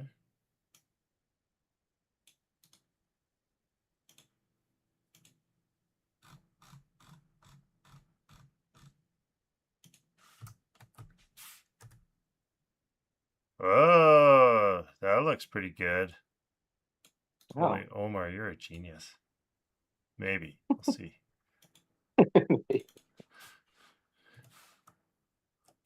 don't know, that looks about the right length. Okay, let me go back here. No, really?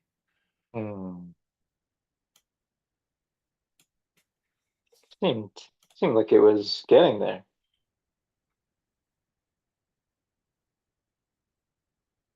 Seemed like it was getting there.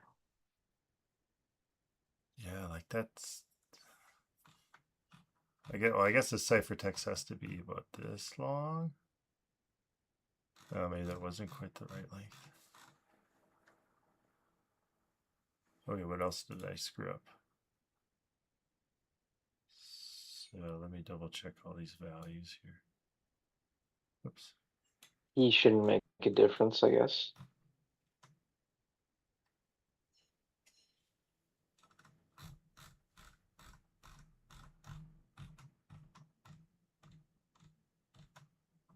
Okay, so 20 ends in 17. T, like, what do we want to put for T? That's the weird thing. Yeah, I'm not sure. Just for any T. Do we just put, like, if we go to our encryptor here, let's just put like 00.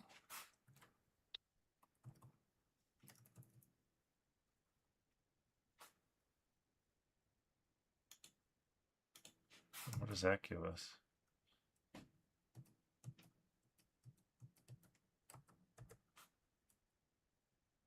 Like, do we need T to be this big too? Oh, let's see. Question: what is T in?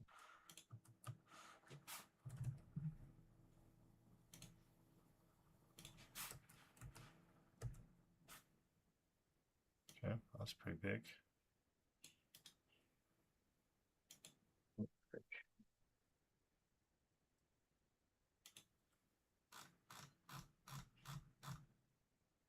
Oh no! Killed the thing. Dang it.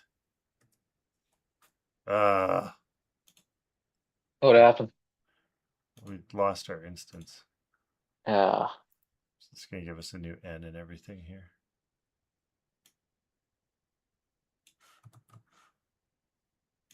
Okay, let's do this. It's clear.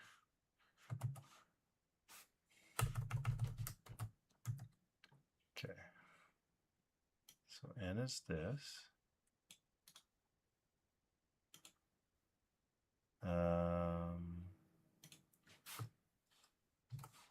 Boom. Ciphertext is this.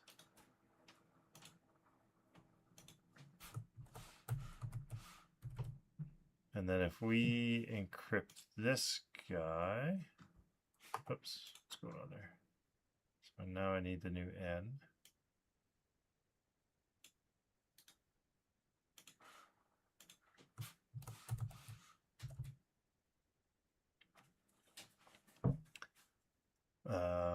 I don't know. Where do we put this as an A?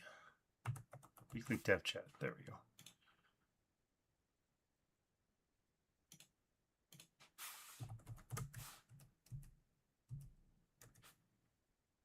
Okay, that gives us this. This is the T that we're going to add to the message. Mhm. Is that T supposed to be encrypted? I guess so. It must be. I'm not sure. I'm not sure either. Okay,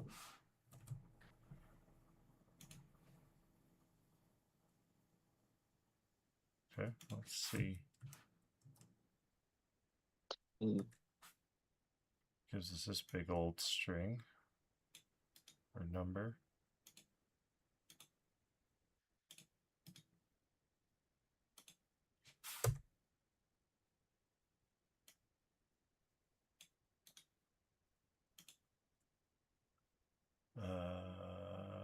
Bup, bup, no.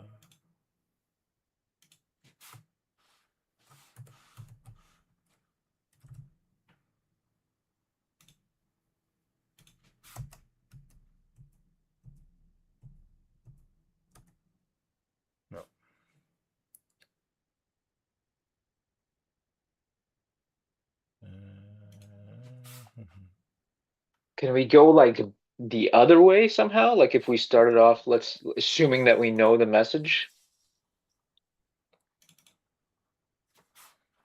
Assuming, what do you mean assuming that we know the message? Like if we just sort of like hard code a message for now, just to work with it. And then go like the other way, almost like the other side of that equation, where it's like mt to the power of e mod n.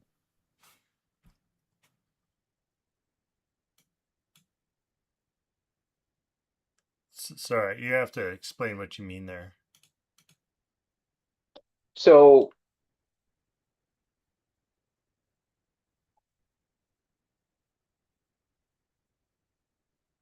you know, if we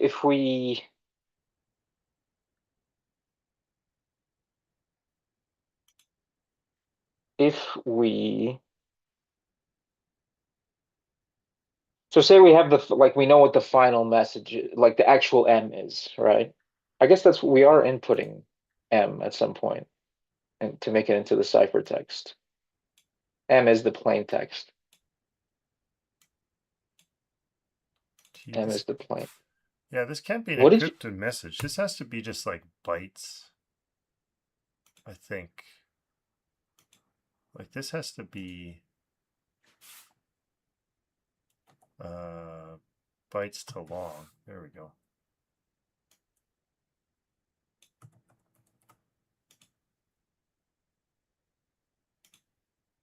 I think. Is that what we were doing wrong? Oops. No, what isn't it like there? Oh, I have to import the thing. But you're thinking just trying to write our program with our own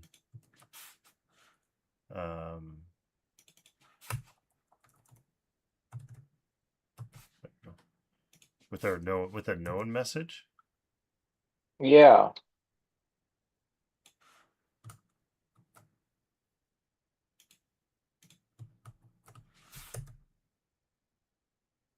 Oh, that's promising. Maybe.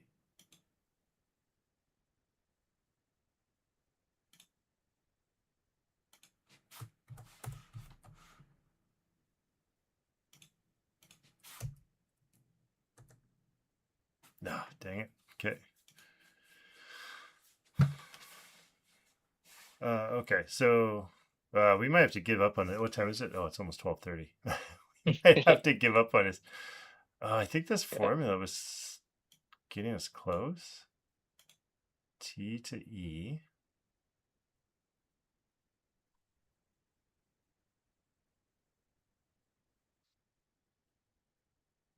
So you're saying use a ciphertext that we know, like we don't know what this is, Yeah. but we could do a ciphertext for, okay, like weekly dev chat. Okay. So this guy.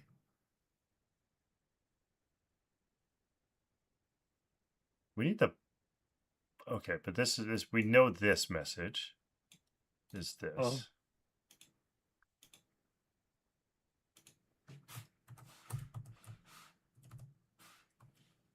And then we want to append, I don't know. Awesome.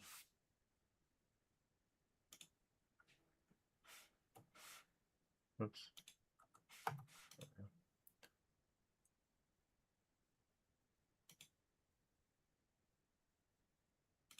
Okay, so what does that give us? That gives us that.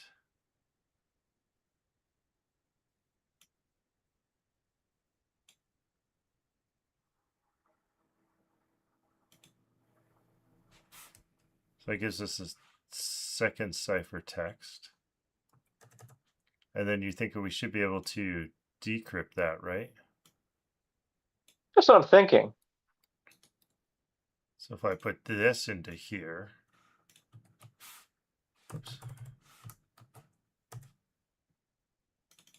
gives us,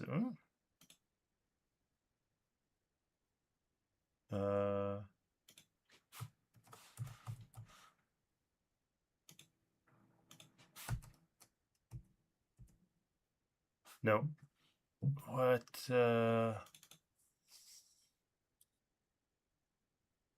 that's 0xfc.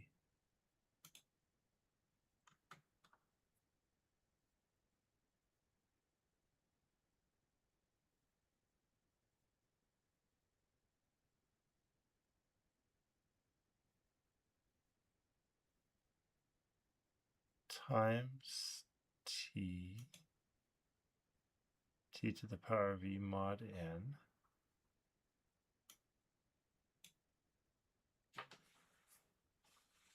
So that equals the encrypted message. But Mm. I don't understand what we're supposed to. So we got an encrypted message. What do we do with this thing? Like we got the encrypted modified message. Mm-hmm.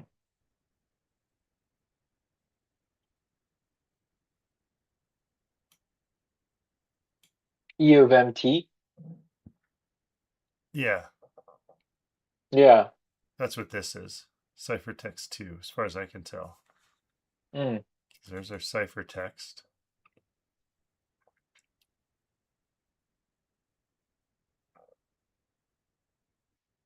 Yeah.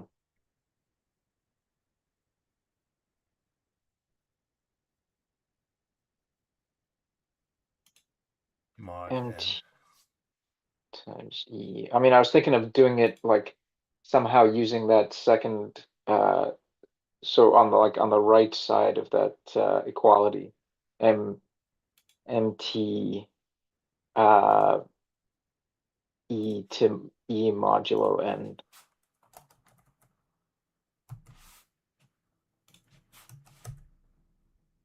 Whatever T is though.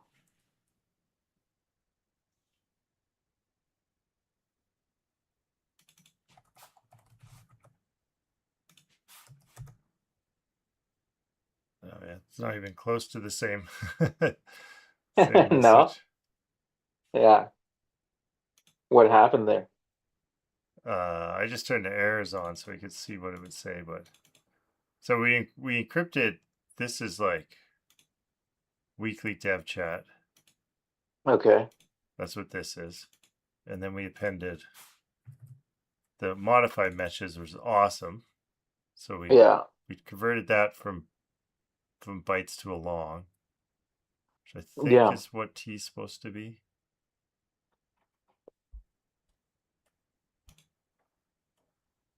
Where was that?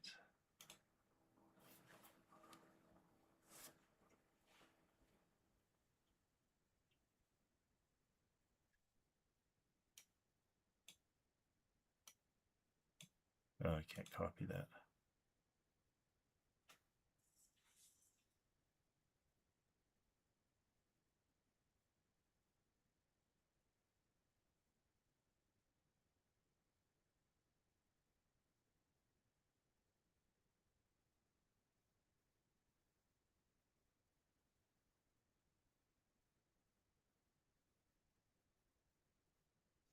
RSA crypto system.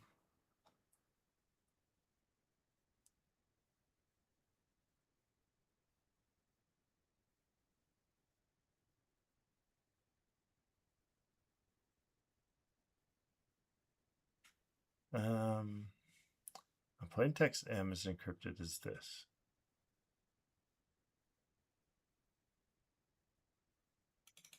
Everything instruction encryption of MT.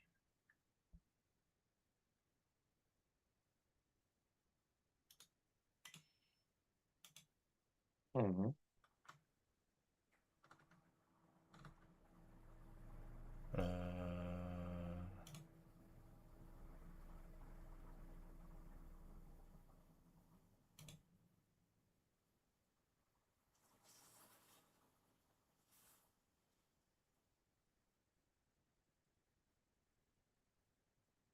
Random Oracle model.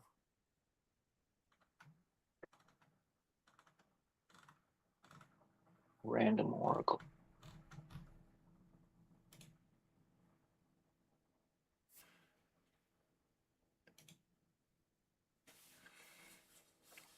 E to the M. So we can send a modified message.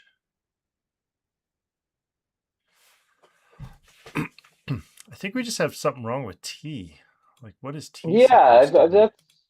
That's also kind of what I'm thinking. But I just have no idea what T is the thing. Okay, let's ask. Does the clanker know what T is? All right. What is our? Oh, we got the formula over here. For the form, formula e to the m times t to the power of e mod n. What is t supposed to be? Is it the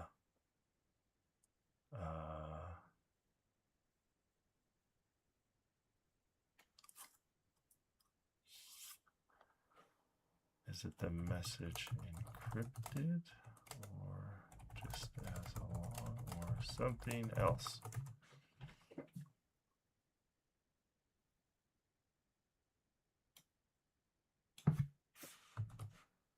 I'll ask this in Claude too.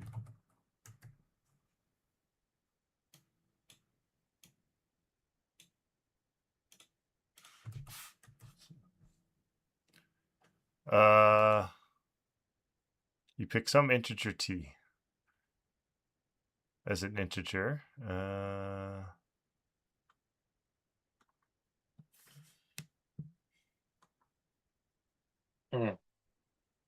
It's a plain integer, not the encrypted message.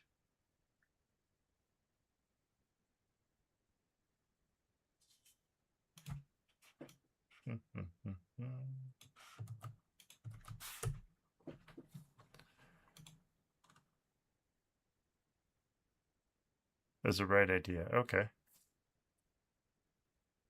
T is less than n, which is definitely smaller than n.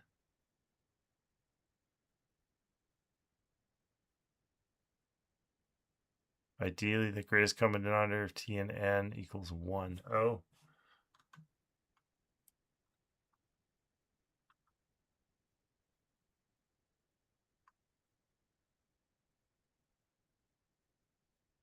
Oh, do we need the mod? Do we need this n again? Is that, I thought we were modding that twice, but oops. I think it is, right? That's what the function is doing. Okay, so we got this. I think we tried that, but anyway, yeah.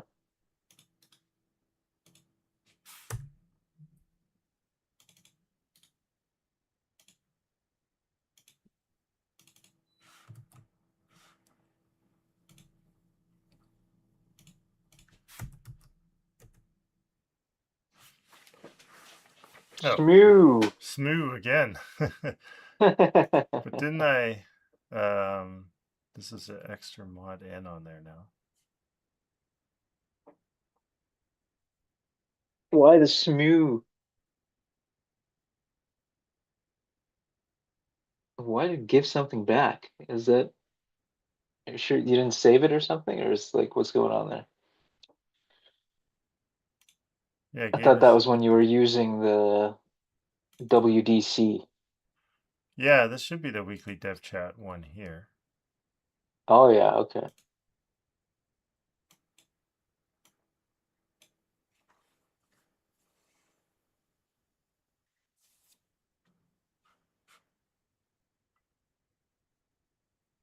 Gives you value larger than n. Oh, okay.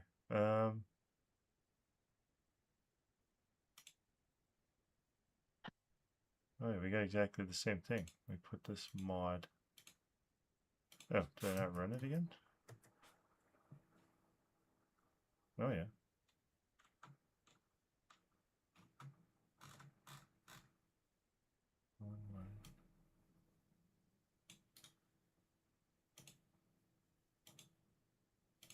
Some integer. Yeah, same thing. Okay, so what if we tried?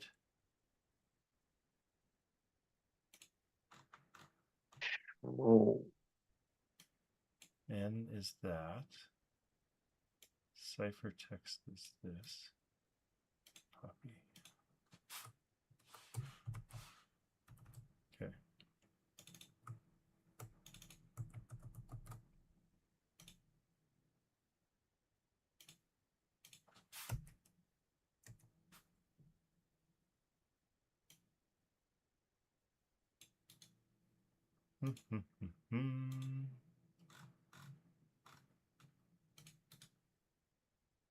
Paste. There you go. Yeah, too long. It looks too long. Could be. Yeah, it looks like junk. It's like Oh. disgusting junk. Hmm.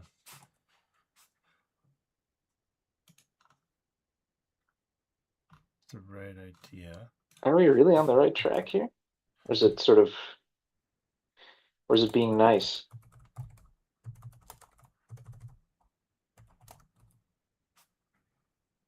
Is it being nice? Maybe. Is this, because that'd be hurtful, yeah, after all this.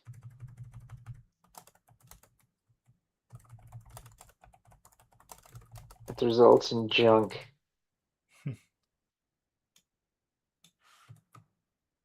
Okay, multiplying correctly, so I'll quickly inspect the challenge files. Try to directly decode transform plain text. Okay. You decrypted the blinded message, not the original. Read the current, pick T, compute S oracle to decrypt C prime, get M prime, compute inverse, proper M equals M. M prime. Interesting. Deploy them. So after you send,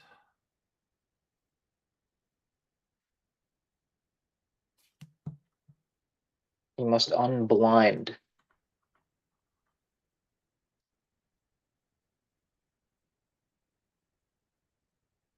Convert that recovered M do we need to another byte.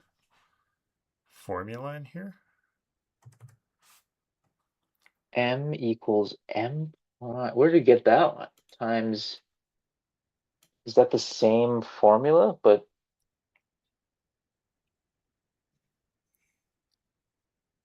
where did I get that? Oracle What? returns.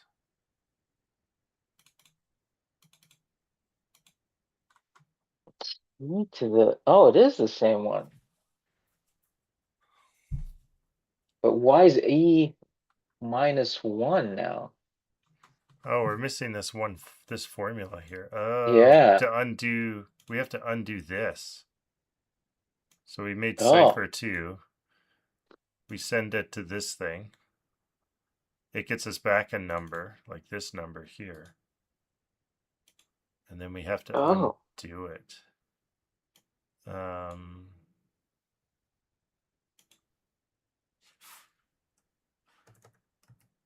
So keep that.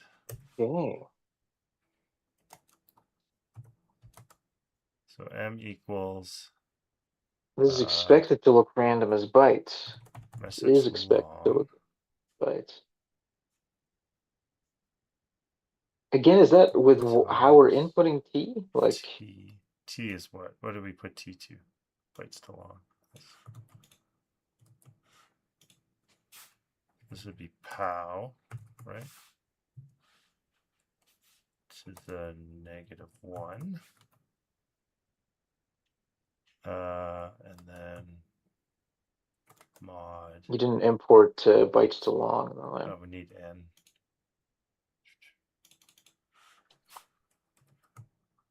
You gotta import. Yeah, okay. You need to import that in there. Oh yeah, the bytes to long, yeah. So I think, can I just put a comma here? Long bytes to long. Okay.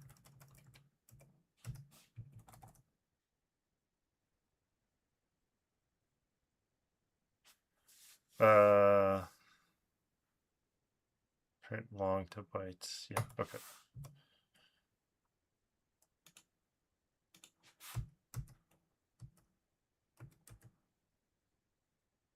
Read current NEC from Oracle. Pick T with GCD TN equals 1. Compute C prime. What is C prime anyway? Oh, I got an error here.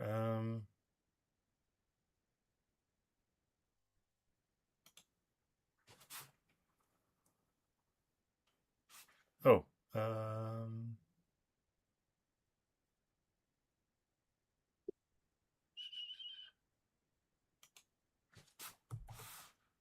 well, what did it say the formula was down here?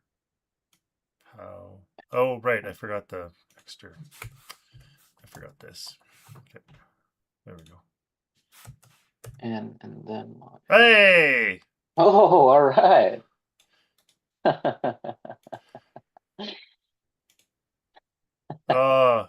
We're geniuses, I tell you. We're geniuses. I don't know why the whoever doesn't. Hey! Okay. I So don't know. we were on the right track, right? Yeah, we were. Well, thanks. Oh, yeah, Omar, you had the big tip there to go for this The formula. malleability. Okay, so I should take some notes here. Okay. Now, is that the way that it was hinting at? Because it seems like the way what it was like the hint was kind of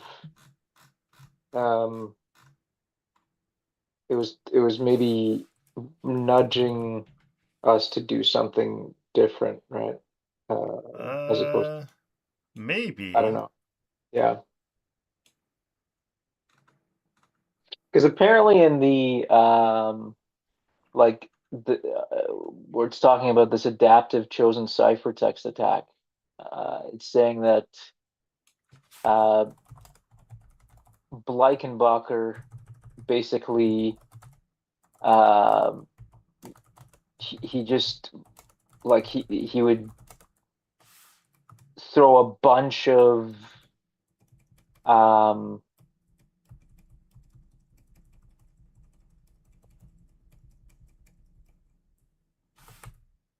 so he'd send several million test ciphertexts to the target.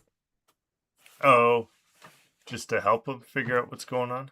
That's how he found the whole key. Like finding the whole key requires sending several million test ciphertexts to the target, and then um,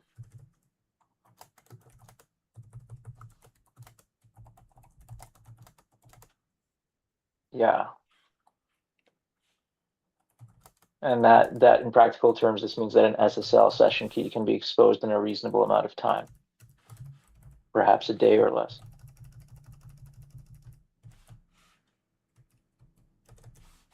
Like I was wondering if we were meant to kind of keep trying those pairs of ciphertext and plaintext,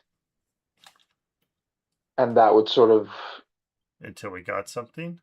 yeah, like we'd see something.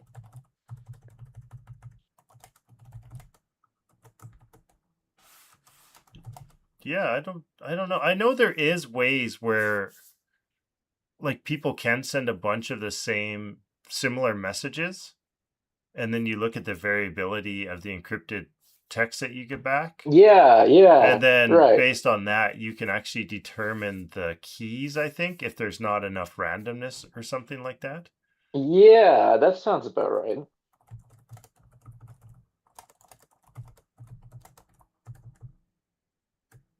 And that seems to be kind of the layman's way, right? Because I guess unless we kind of knew all these equations somehow,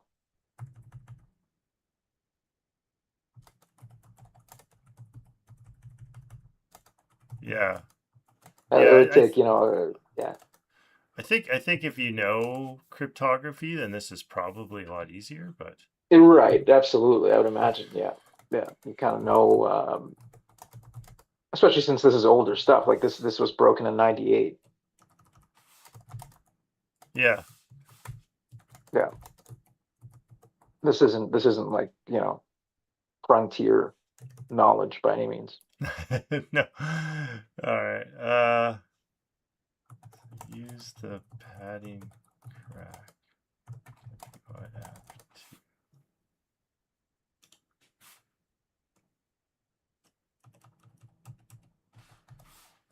But that's kind of cool though. Yeah. So I'm just trying to like write out what we did. Mm. Like we finally figured out this formula, right?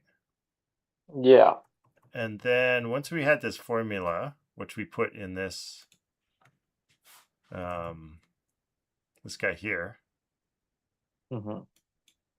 uh, then to create an encrypted message, send that message to the oracle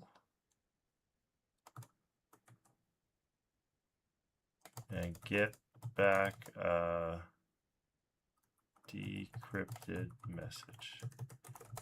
Problem is decrypted long number. Yeah. I don't know, what do we want to call this? This is like EMT. No, Yeah. this is just M Yeah. or MT, I guess.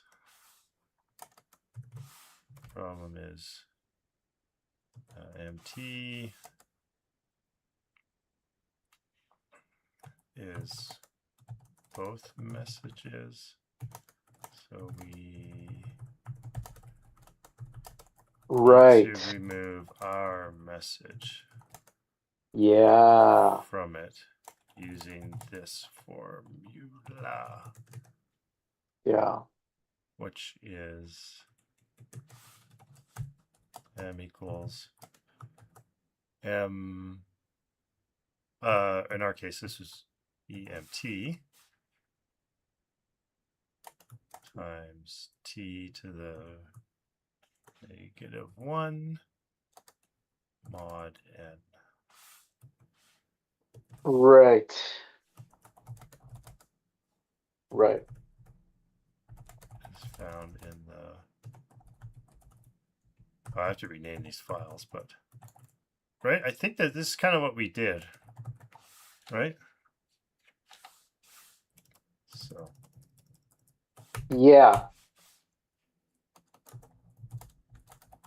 That's a good summation. Bob's your uncle.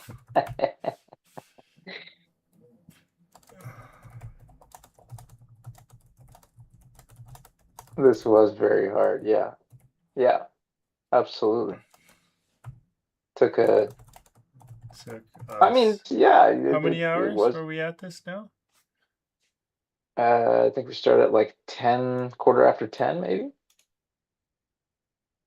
or even 10:30. Yeah, it took like a good Oh yeah, took us 2.5 hours 2 hours almost, to solve or 2 hours. with Yeah. the Yeah. internet and some Yeah. clanker help for the Python Definitely got some clanker help.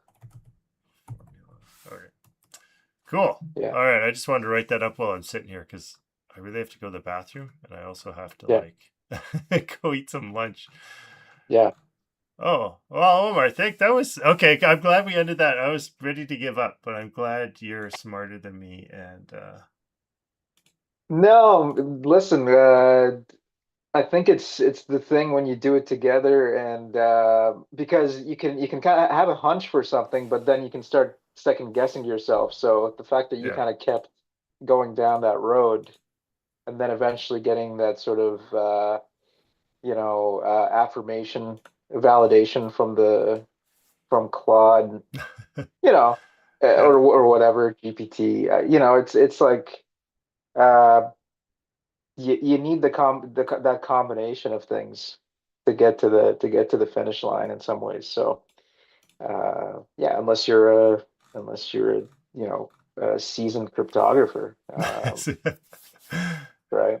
yeah. I'm sure some of the people we have in the weekly dev chat in the Edmonton community, like the CTF community, they could have solved this in like a couple minutes. But Yeah, yeah, it's probably almost trivial at this point to them.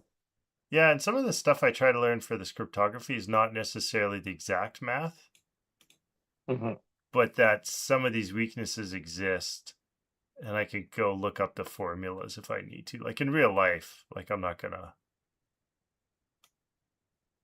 figure out how RSA works. I would just try to see if some of these weaknesses existed, and if they did, try to exploit Right. them. But yeah, I'm maybe. sure you start seeing, especially when you look at like a formula, right? It's like it's after like this Bleikenbacher paper is probably worth looking at here, right? Because that's kind of it sounds like that's where all the sort of like trial and error happened. Obviously, I'm sure it just didn't come to him, while he was taking a bath or something like that. Like, Yeah. it sounds like he was really trying to crack this thing and be curious as to what he tried and how he sort of got to that point. Because yeah, that would probably reveal as to like what it really takes to get there if you don't have the formula, right? Because even if the formula is kind of Yeah. a helper in that way, right? Yeah. Yeah. Well, So that was cool. Yeah. yeah. Well, yeah. Thanks again, Omar. I think we should wrap this live stream up. We Yeah, had absolutely. one viewer who watched for like 2 minutes or something, I think. So I don't know if they got us in the middle of, I don't even know when they started watching, but yeah. So anyway, thanks. If you're watching this not live, we try to record about every Monday at 10-ish, 10 a.m.